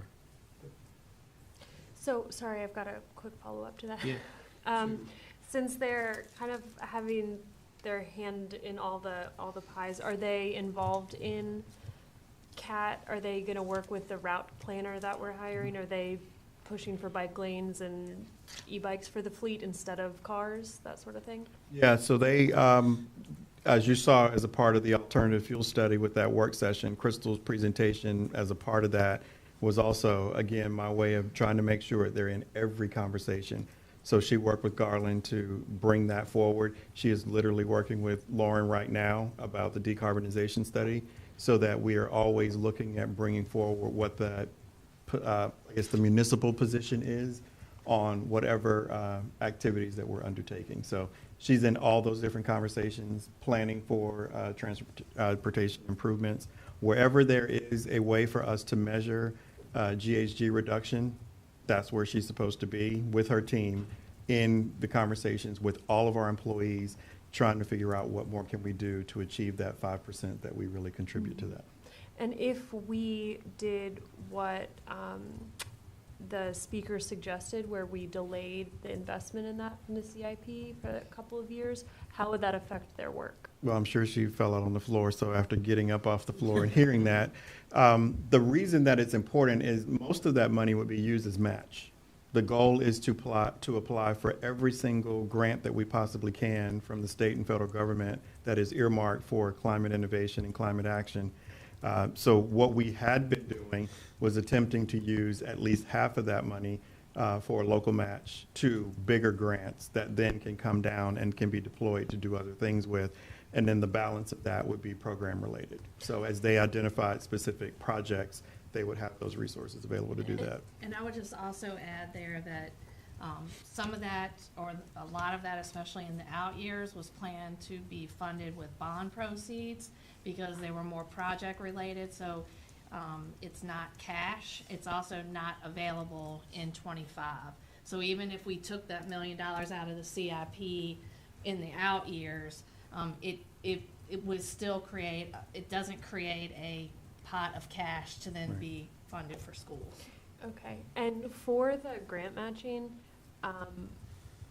would some of the grants that you're talking about, would they be requiring a local match, or it's just something we can add to it? Both. It would be both, because when you're writing the grant, you're not necessarily guaranteed to get all of what you need, so then we would have project dollars available to go along with it. But some of these, because they're sizable grants, they require a local match just to demonstrate your seriousness about what it is you're doing. Cool, thanks, I was just. And another example of when we were having the conversation, we were having the conversation that Garland wanted to consider taking you all to Maryland to see EV buses. Crystal was working that effort. So those, another example of what we imagine being able to do going forward. And a lot of those federal funds would be bipartisan infrastructure law and Inflation Reduction Act, and those programs end their application periods, and a lot of them a number of just like 2-3 years. Right. And they're very complicated. Yeah, it takes a Right. couple months to even put some of them together.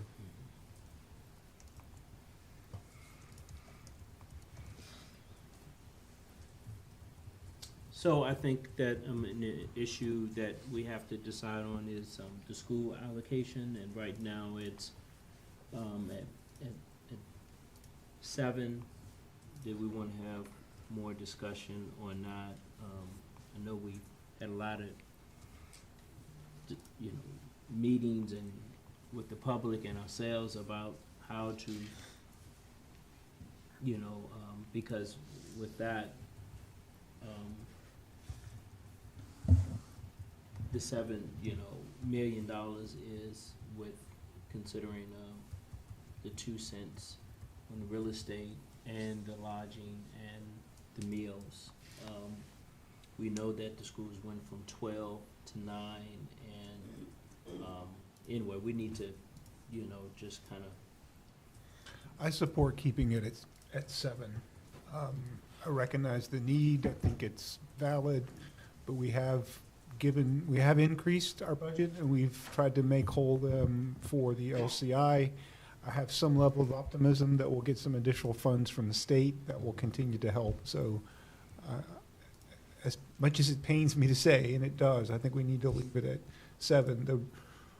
The big picture for this budget is that we're trying to you know, I won't say fix, but we're making substantial, I'll say it, generational investments in our staff so that we're able to deliver better results as an organization so that everything gets better, hopefully, in the future. So it's painful, but I think our priority has to be, I won't say a priority, one of our priorities must remain investing in our staff so that we can set ourselves up for the future. And unfortunately, that means other things aren't funded to the degree that we would like.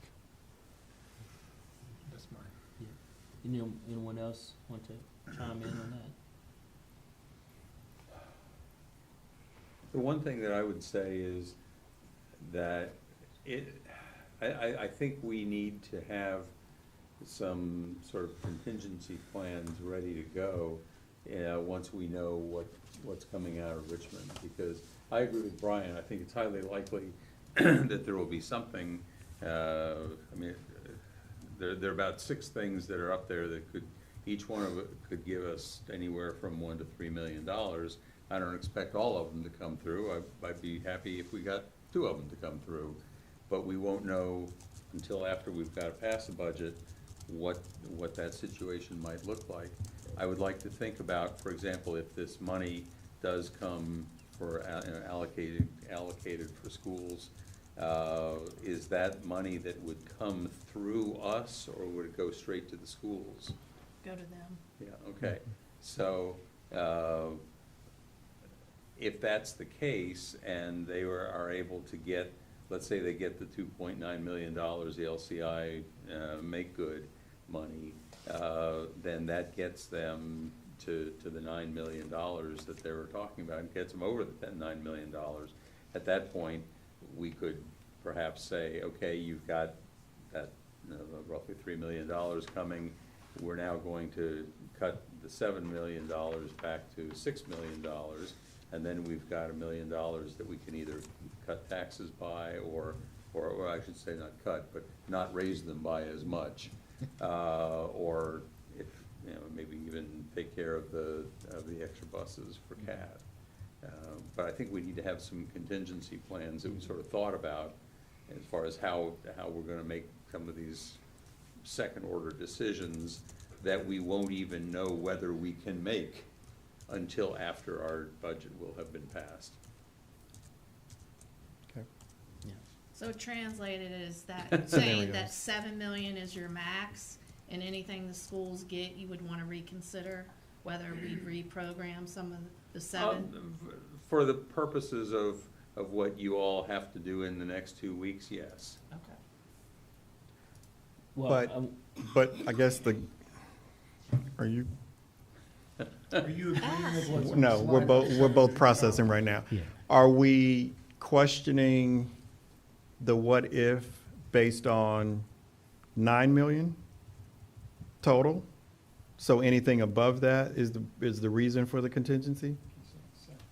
Or, Well, no, I'm what- saying with whatever the state does. Okay, let's say the state, let's say the only thing that comes out of Richmond is the 2.9 million to make good on the LCI. One of the discussions that I think we ought to be ready to have, and I'm not sure I can have that discussion right now tonight, but one of the discussions would be, okay, if they're getting $2.9 million and we want to get them to $9 million, we give them $6.1 million, we don't give them $7 million. And that then means we either do something with taxes or. So you're wanting to figure out how to undo the $900,000. Right. That's what I was getting at. Okay. Well- And if they get the 2.9 million, and let's say they get $2 million from something else, I mean, that's the kind of thing that I'm not sure it's profitable for us to have a detailed discussion of all of these what ifs in public right now, a month before something may never happen at all. Right. Well, I just think we ought to be yeah. thinking about it. right, and I want to get other people's thoughts before we say that that's the direction of council. Yeah, Sure. I will defer. Yeah. Do you want to hear more about VCF stuff? I want it Well, it's related. to the schools? Yeah. Okay. Because of the large amount that we had questions about the other day, and if that is gonna stay that large, is that still the plan? Or was that gonna be maybe available and we could give, you know, another 250 or whatever to the schools? Well, that's your call. I think we need to have a broader discussion of that. Yeah. Given the data we just got. Cause yesterday, we, today. yeah, okay, yeah, so I'm not ready. Okay. Well, I guess if, could I ask this question? If, assuming nothing changed with the VCF, which number would you go with, the 7 or the? I mean, I would love to go with the 9. But I guess what I was asking, the reason I was asking the question that I was posing is, if the state were to give $2 million in relief, because some of the things that I've heard, what I get access to, says that it may not be a complete replacement, but it'll be an attempt to really reduce it. So if they came in with 2 million and you're at 7, that's the 9. Right. Are you good there? That's why I was asking, when I was asking the scenario question is, am I only worrying about post 9 or So- what? So if we allocated 7, they got 2, we could be whole at 9, or do you want us to get the 2 back and they stay at 7? Right, that's what the I question. need that kind of direction for whatever scenarios that we're gonna put together I'm good for with you. them getting, going to 7, if they get 2, they get 9. I Right. think trying to. Yeah. To think. So anything above 9 is where you're interested in a scenario being presented to you for undoing what that might be. Yes, because I mean, I think outside of that, you just could get into a lot of A bunch of different, choice, yeah, and it's, you know, a lot of it just may not happen, and it'll be a lot of work for you all to And I do. think that they need the money. I mean, Yeah. nothing they're asking for is. Frivolous. Yeah. Yeah. I mean, it is hard. I mean, it's not gonna be easy for any of us because in that moment, they're waiting for the budget to be approved. They're waiting for the governor to take whatever action. You can't really execute. I mean, it's not a comfortable place to be in. I understand that as well. So that's the reason Yeah. for asking for that clarity Yeah, so for me, 7 is a floor. for If us. they get to 9, that's great, but I don't intend to call, I wouldn't anticipate calling anything back. So. Except over 9. Correct. Yeah. Okay. Natalie, you were kind of tying your thoughts on, I just want to make sure we have your thoughts on the school budget allocation. I mean, I agree 7's the floor. But if we are reallocating any money from VCF, I think it should go towards schools, Okay. perhaps. An amount that large. I would agree with that. Michael, any thoughts? Yeah, I would say that I'm comfortable with 7, just because, not that that is the great perfect number. Everyone wishes it could be 20 million, but the reality is, even with these tax increases, if we went from 7 to 9, we would need to identify $2 million worth of cuts, and Yeah. nobody's put forward. Natalie suggested possibly something that's 500,000, but nobody's really put forward what that level of cuts would be. So I just think the reality of the situation is 7 is where we are at. And I would agree with others that if you're talking, I guess, above 9, I think we should be ready for kind of contingency of us looking at the decisions we've made. And not just with schools. I mean, the state budget could have implications for our overall revenue assumptions. And if those change in a fundamental way, I think we owe it to try to revisit, because the assumptions we made about a tax increase being necessary, if those conditions aren't true anymore, I think it's worth us at least having a conversation about it. Sure, yeah. Yeah. And I'm in the same camp. I mean, I was, you know, when we first started off, I really wanted to give them, I knew we couldn't get to 9. I was comfortable with 8, but with the different scenarios, I know we couldn't do that. And so I agree with others that the floor is 7. And, you know, based on what we hear from the state, if we can get to 9 and anything over 9, we'll look at the taxes and other things that we have done. Okay? Yeah, we're already, we were just chatting about, we're gonna have to figure out how to do this. That whole undoing thing is not a normal action. Yeah, So that would be one of the other. it's one of the reasons I raised the question Yeah. now. Yeah. Let's hope the state gets their budget done. Yeah. Right, it would be helpful. It could be in a surplus and we actually give some money back, as people have said. Yeah. Well, not if, well, that's, I guess. Yeah, we'll look at what the scenarios could As be. 'cause one it could be- speaker mentioned. Okay, so the next item that we kind of, need to discuss is the proposed tax. Of course, we had a public hearing, was it this Monday? Oh my gosh. I was gonna say last week, but it was just a few days ago, wasn't it? Yeah, so we had, and, we certainly have heard from, the public at the public hearing, and we've received emails on, I have not received too many on the lodging, personally. I know sometimes we get it as a group, individual, but certainly have for the meals and the real estate. So, where do we want to go with this? Could y'all refresh my recollection of how much 1 cent is on each of these things? 1 cent on the real estate, 1% on meals, 1% on lodging? Real estate is 1.1. Meals is Lodging. 3.5, right? Yes, and lodging was a little, right around $1 million as well.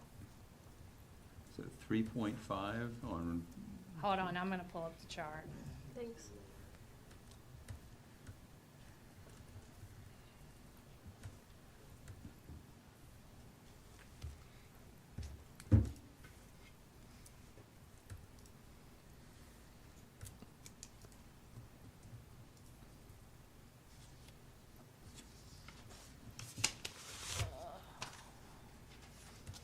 I didn't remember as being as high as 3.5. Okay. Real estate was 1.1, meals was $3,054,545. I'll call it Uh, 3. And lodging was $1,062,500. Okay.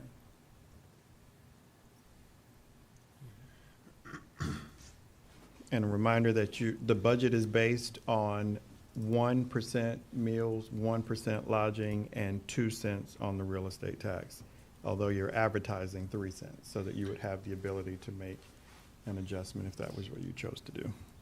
Yeah, I support what's the budget's based on, the 211. I will say, though, that I think that the meals tax, we've sort of run to the end of the road in terms of where we stand, I guess, with state parameters, which means that future increases, added revenue would probably, if we have to do that, I'm just thinking down the road, would end up being borne by real estate tax. So, Yeah, I agree. I think we, if this passes, that we're at the apex of the lodging and meals. Lloyd, any? A couple thoughts. One is, if we do in fact have the situation where we have the opportunity to make some adjustments after we've passed the budget for the first time, we have a fairly early deadline for getting out the real estate tax tickets. We don't have, but the meals taxes and the lodging tax, meals and lodging tax, I'm guessing, Mr. Divers, would be a lot easier to change faster, to reduce. Yeah, you've got, that goes July 1, so you basically have until the end of June Yeah. to claw it back. Yeah, well, and so I guess for right now, I guess the 211 makes as much sense as anything. I would frankly think that if we end up having the opportunity to take some of that back, I would probably want to first look to the meals and the lodging, because I think those are more out of whack than the real estate. Yeah. Natalie, what? I gotta look something up real quick if you wanna go. Michael, do you want to? Sure. So I know I'm alone on this, but I'll say it again. I do think raising the meals tax is a mistake. At the end of the day, all the revenue sources we have to raise funds suck, that the General Assembly gives us the authority to do.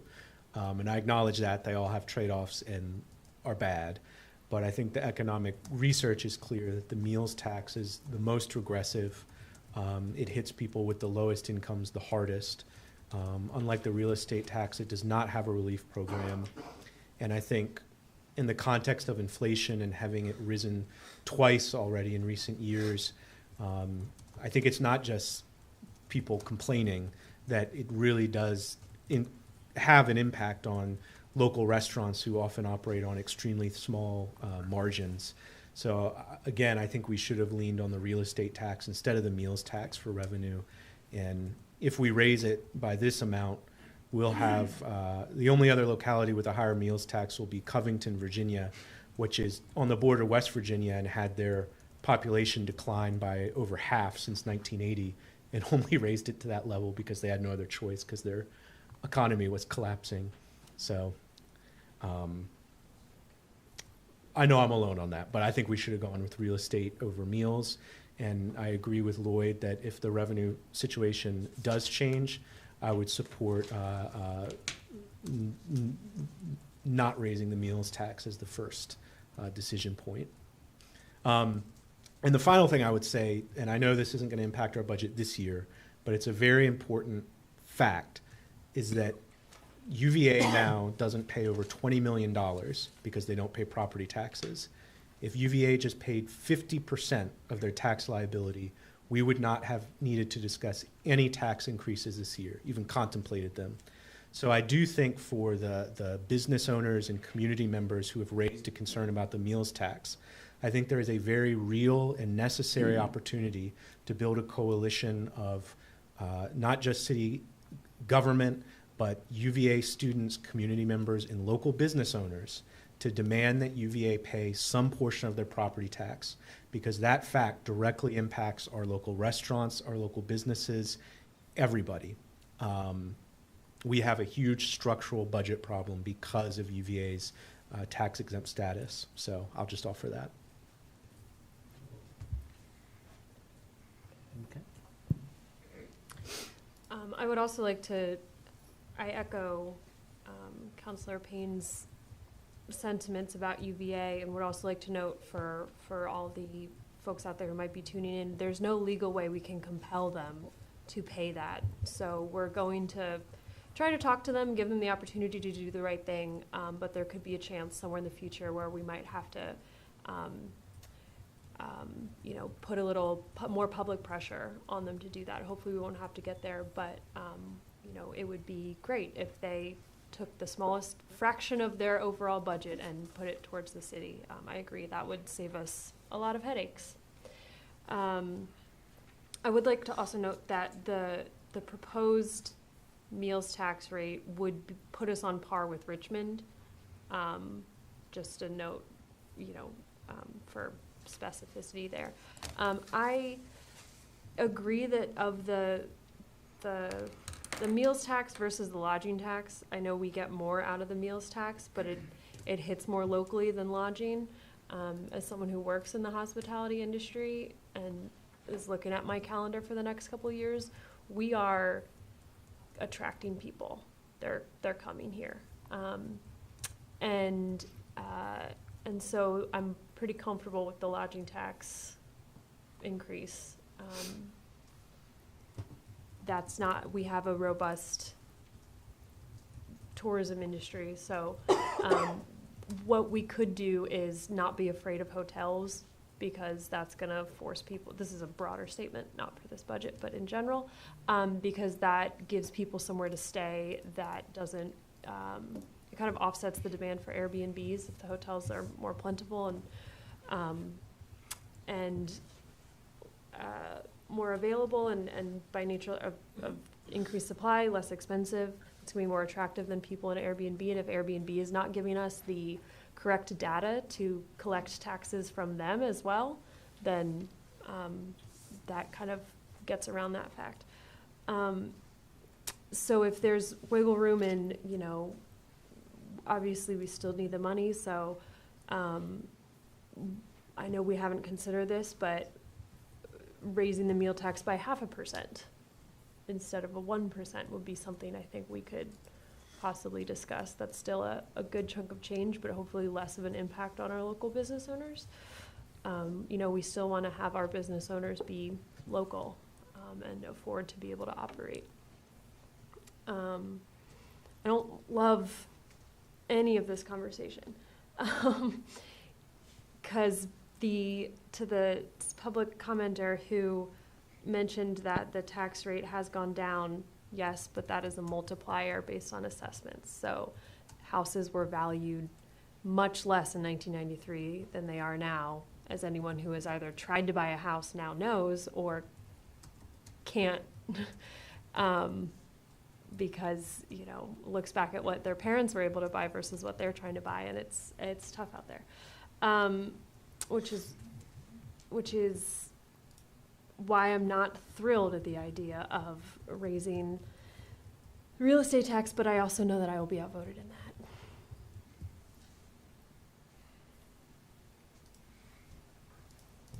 Most likely. Is there something you would rather raise? That's the hard part.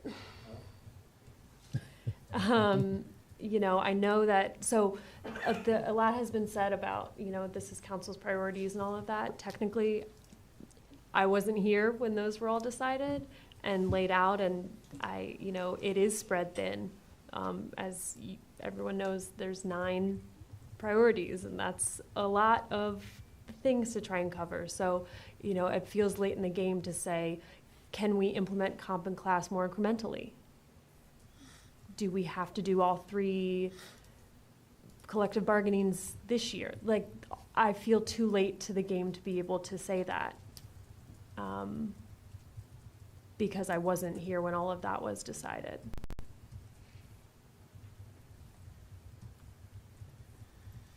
Can I ask a question? Yeah, oh, yeah. So you're suggesting 0.5% increase on the meals tax. So on the real estate tax, where are you on the fact that the budget is based on 2, but it's also based on 1? So Yeah.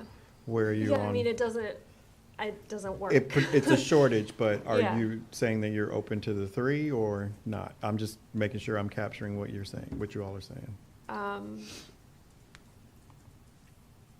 I mean,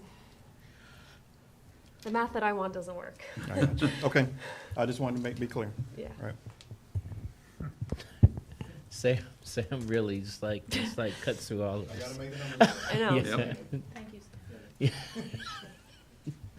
Yeah, so I think I'm in the camp probably with others that I'm not comfortable with any of this, but I do believe that what we're doing is reflecting what we were elected to do with the priorities that we've set. And as I said before, there was a lot undone when we got on council for a lot of different reasons. And I think that we're in the process now of catching up, bringing the city, taking care of our employees so they're not hired away by the county and UVA and other localities where we need to do this.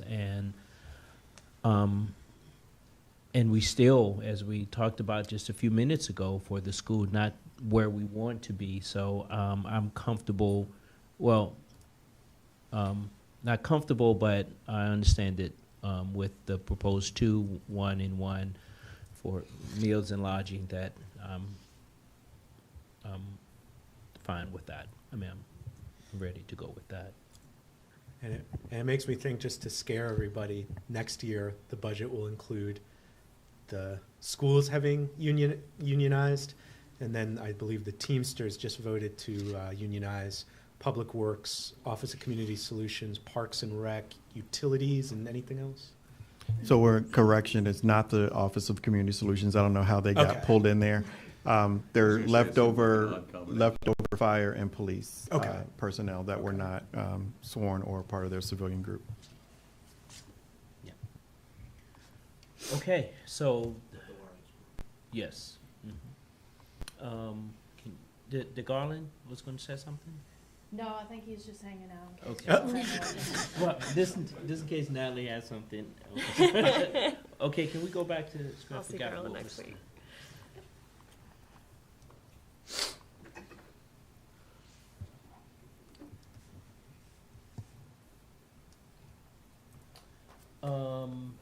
Okay, yes, so, now the, VCF, adjustments, questions. I think that I had, mentioned before that, I, wanted some additional funding, consider additional funding for, I think, Lighthouse and,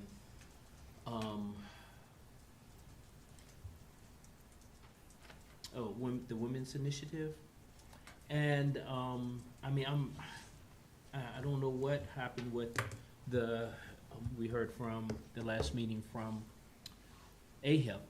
You know, that is just one of those programs that, that helps keep people in their houses. I mean, I know many people in the 10th and Page neighborhoods and Fifield that they have help, and they, so if there's any funding for. Didn't that make it through HOPS though, or CAF? For capital They were programs. funded on the CAF side, but. They were funded on the CAF side, but not on the HOP side. The HOPS is the operating support, and CAF would be the funds that were dollars directly to be used in the homes. Sorry. Yeah, no. So if I guess to help you help us, how about if you could go through and tell us who you want to see additional funds going to? And it would, of course, be helpful if you would say how much more you would like to see going to them. And that at least gives us the ability to go back. And I can go back and start with what I proposed to you in the very beginning of budget season when I suggested to you, you do have your council strategic initiatives fund. So that could be the place to consider pulling those resources from. And if you had any adjustments that you're interested in making downward, you could also provide that to us at some point. We could make those adjustments, and you may not have to lean on that fund at all, but that gives us time to go back and rework numbers. And yeah, I don't have that exactly with me, but I will get it to you in the next few Okay. days. But maybe others might have. But if you identify, even if you wanted to identify for us tonight who it is that you're thinking about, that's a possibility. You can get us the numbers, but it does give us the chance that we need every day that we have available to be working through things, so we can keep working while you're figuring out some of the other details. And I'm happy to jump in here. I will say, I am definitely more interested in adjusting within VCF than using that strategic initiatives fund in order to provide additional money. The biggest concern I have is outside of VCF, but is the I guess understanding all the specific applications better, specifically the HOPS allocation from CRHA for the staff positions for their resident services program. My concern is really those staff positions, which I think are really critical to fund. Otherwise, there'll be a very meaningful impact on their resident services program, because I believe there's funding source for those staff positions was city allocations last year, and there's not another funding source in reserve. So I think funding those is probably my top concern. Thinking about adjustments within VCF, I am also open to looking at an adjustment to provide increased support to Lighthouse and the Women's Initiative.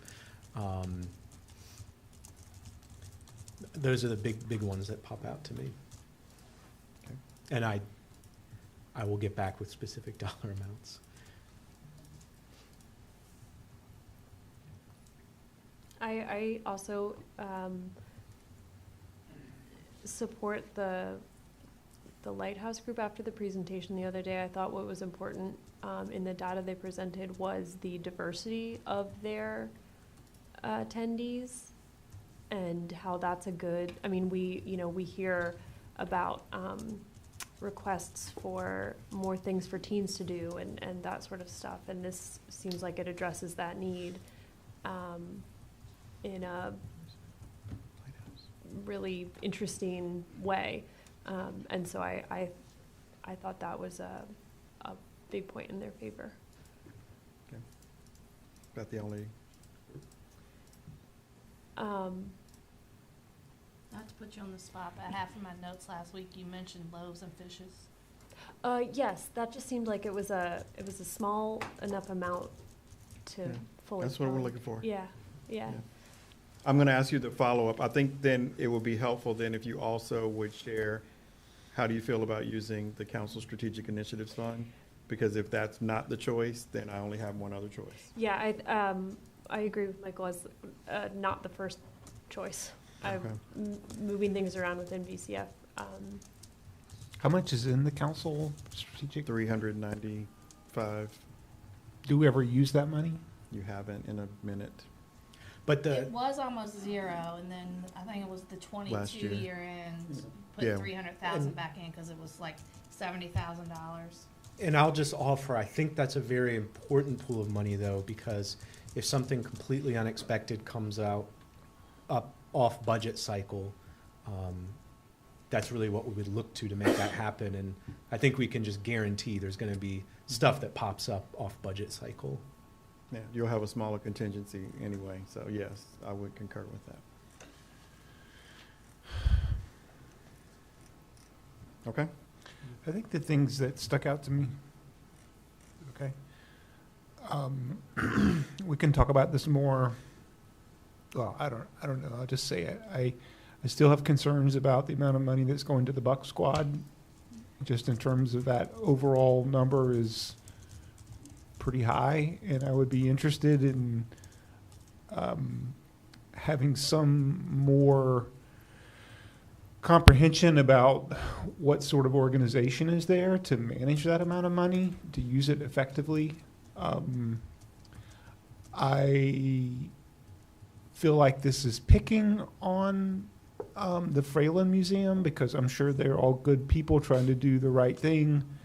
But I do feel like it's a little crazy that and maybe I'm missing something in a bigger picture. Like if, I don't know, I don't want to be reductive about the university in terms of the pilot and all those things, but it is in fact the case that every time they buy a piece of property, it impacts us by huge amounts of money. And so I think we should just think through, I mean, organizations that are sponsored by the university, is that some place that we feel like we should invest our money?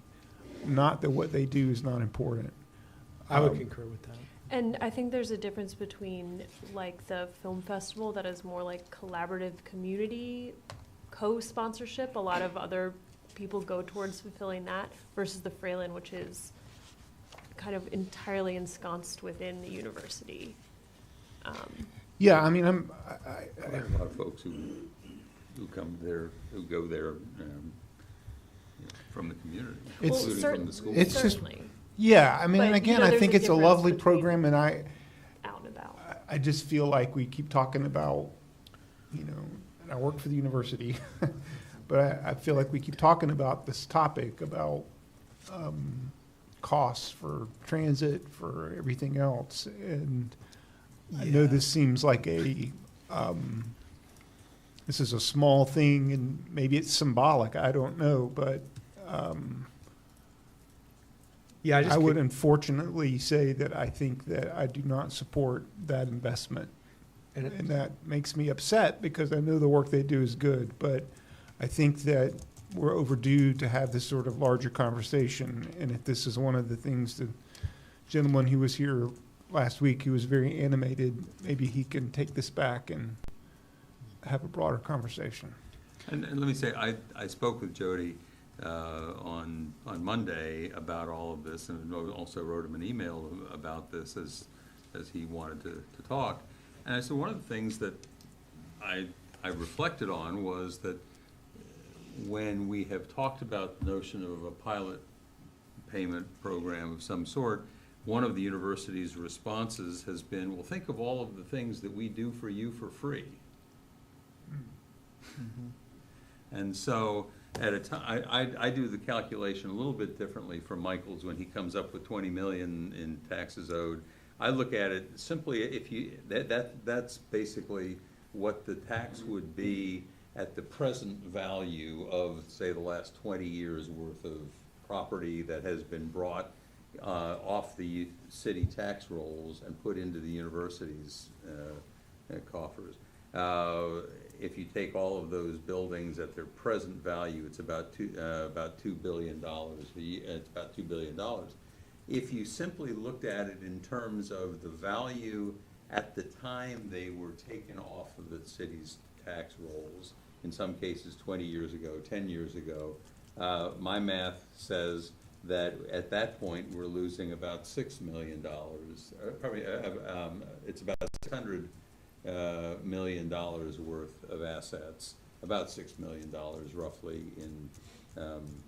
in lost revenues. As I said to Jody when we were talking, I said, you all are talking about $6,000. We're talking about $6 million. Yeah, I mean, And that if the university is going to fall back on, well, we shouldn't be having to do anything like this because we're doing all of these wonderful things for you for free, you can't have it both ways. So. But let me say, and the thing too, go ahead. When you're done.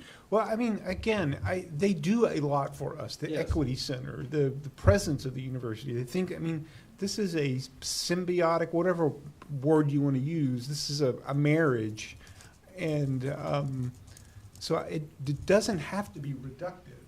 But clearly, we're at a point in this conversation, a point in our history, where the needs in our community, which they, in places like the Equity Center, very clearly point out. They're the ones helping giving us all this great data on how needy our community is.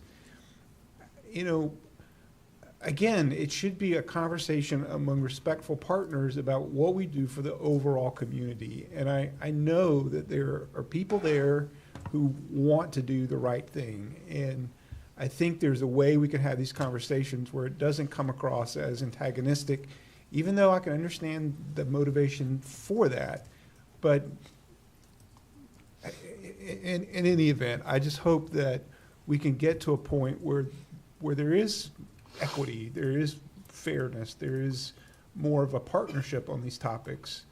And I think what that will have to end up meaning for there to be a degree of equity is for them to deal with this tax situation. I mean, when they bought the Fife mansion, yeah, I mean that's a lovely piece of property, and I know what they're using it for is for great things.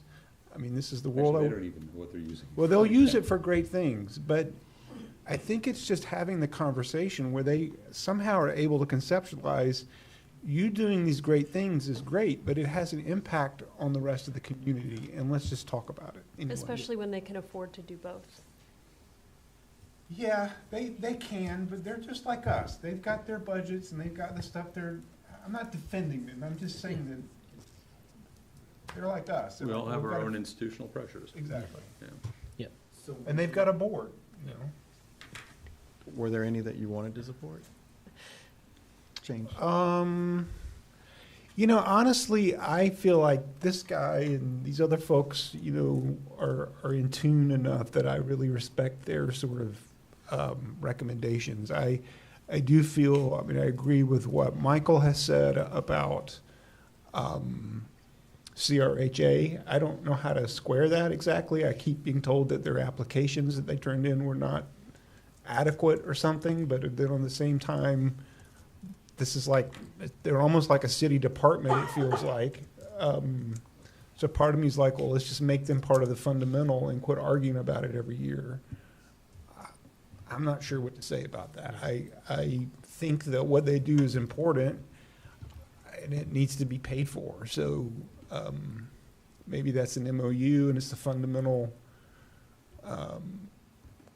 I would support it being frankly in the fundamental category because it seems like it's necessary.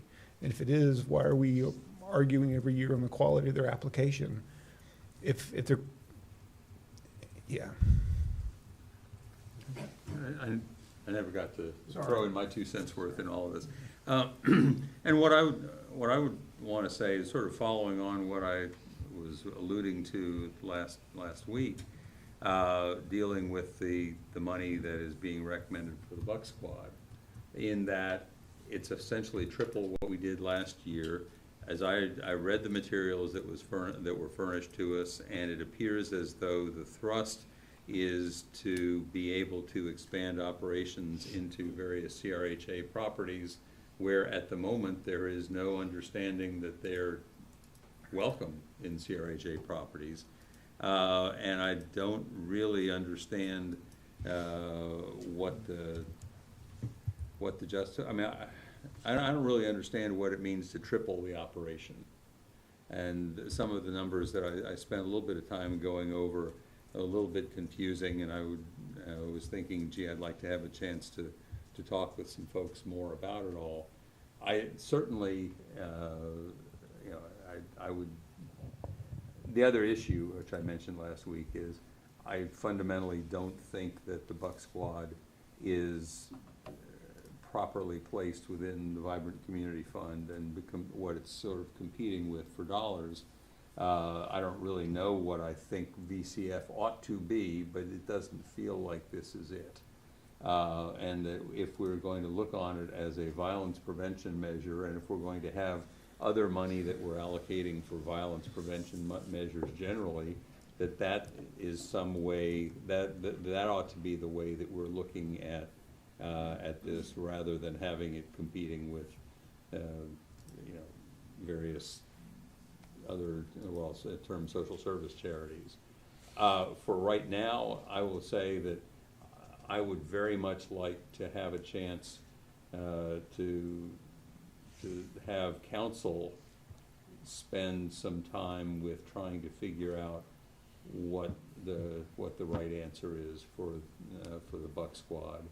And I note that Mr. Dickerson's in the back, and I'm sure we can find a time to talk, Herb, but we haven't had a chance to talk yet, and I don't want to make a decision about that until we've had a chance to talk.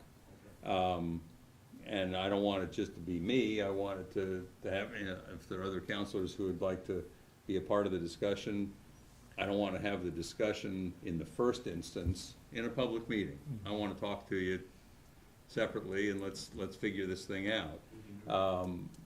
And I know we don't have a lot of time before we have to do it, but that's kind of my position on the Buck Squad. As far as the $5,000 here, $10,000 there, Women's Initiative, that's fine. Lighthouse, that's fine.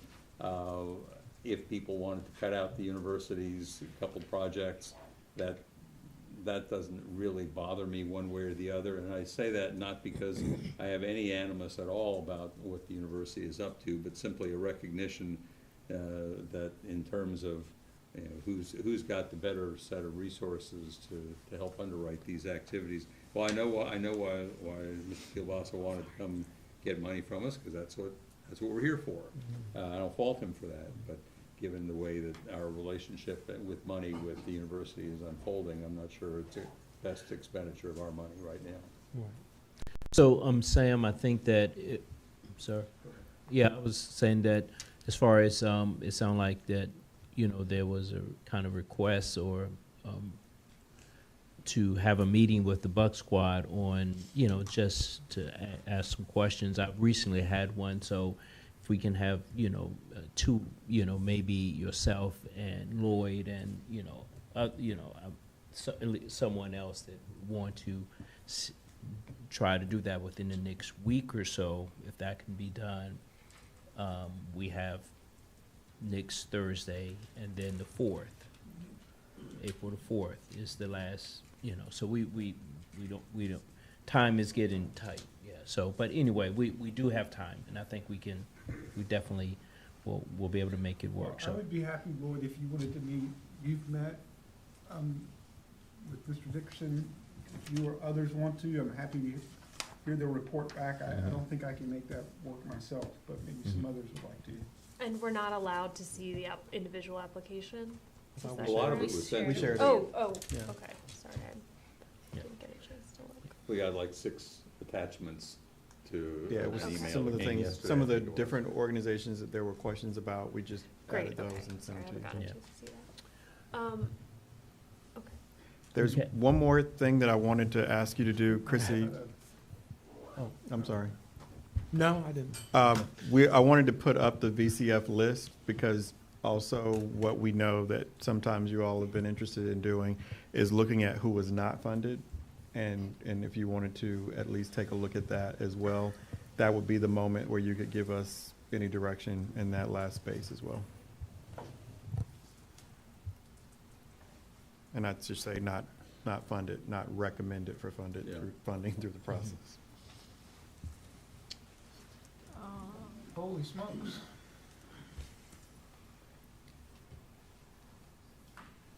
And is there any way to freeze the first line so we can see what each of those is for? The freeze.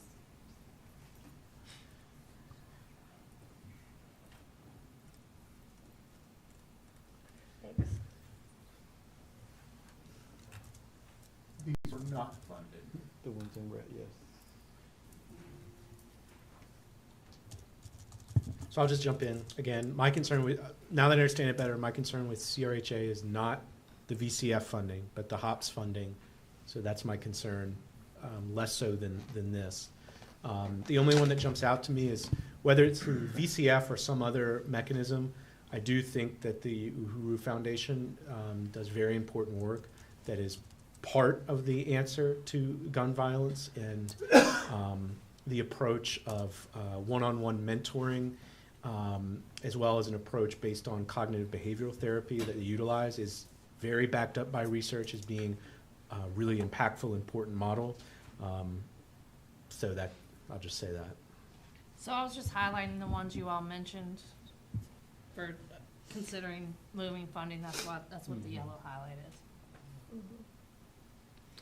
And I guess to make sure that I'm hearing you clearly, you're suggesting not tying funding CRHA to vibrant communities. That would mean we would find that money somewhere else because there is no HOPS money. Correct. I mean, at the end of the day, it could be a reduction in the total amount of VCF funding, or I'm open to whatever source it is. And the same would apply in the AHIP situation because that is separate from VCF. Correct. And that too was a part of the HOPS consideration. Correct. Although I will, yeah, my biggest concern is obviously CRHA. Got it. All right. Is that it? Nothing else jumps? Yeah, the who was. The second that. Okay. So, okay, you said, I thought you said the second one. You second that? Yeah. Yeah, so, and I'll email you kind of. Okay. All right. So, any other questions, or, you definitely will probably have more questions in general about the budget, but I think that if you. I know it's late. I only have one other thing, Yeah. not to be answered tonight, No. but I think we all got an email, and then I got like one other email inquiring about, with the natural gas utility, the pilot program. It could be a 221, but I think it may be informative to have a refresher on that dollar amount, how much it is, what actual opportunities exist there to save money in our budget through that. I'm curious for a refresher. Okay.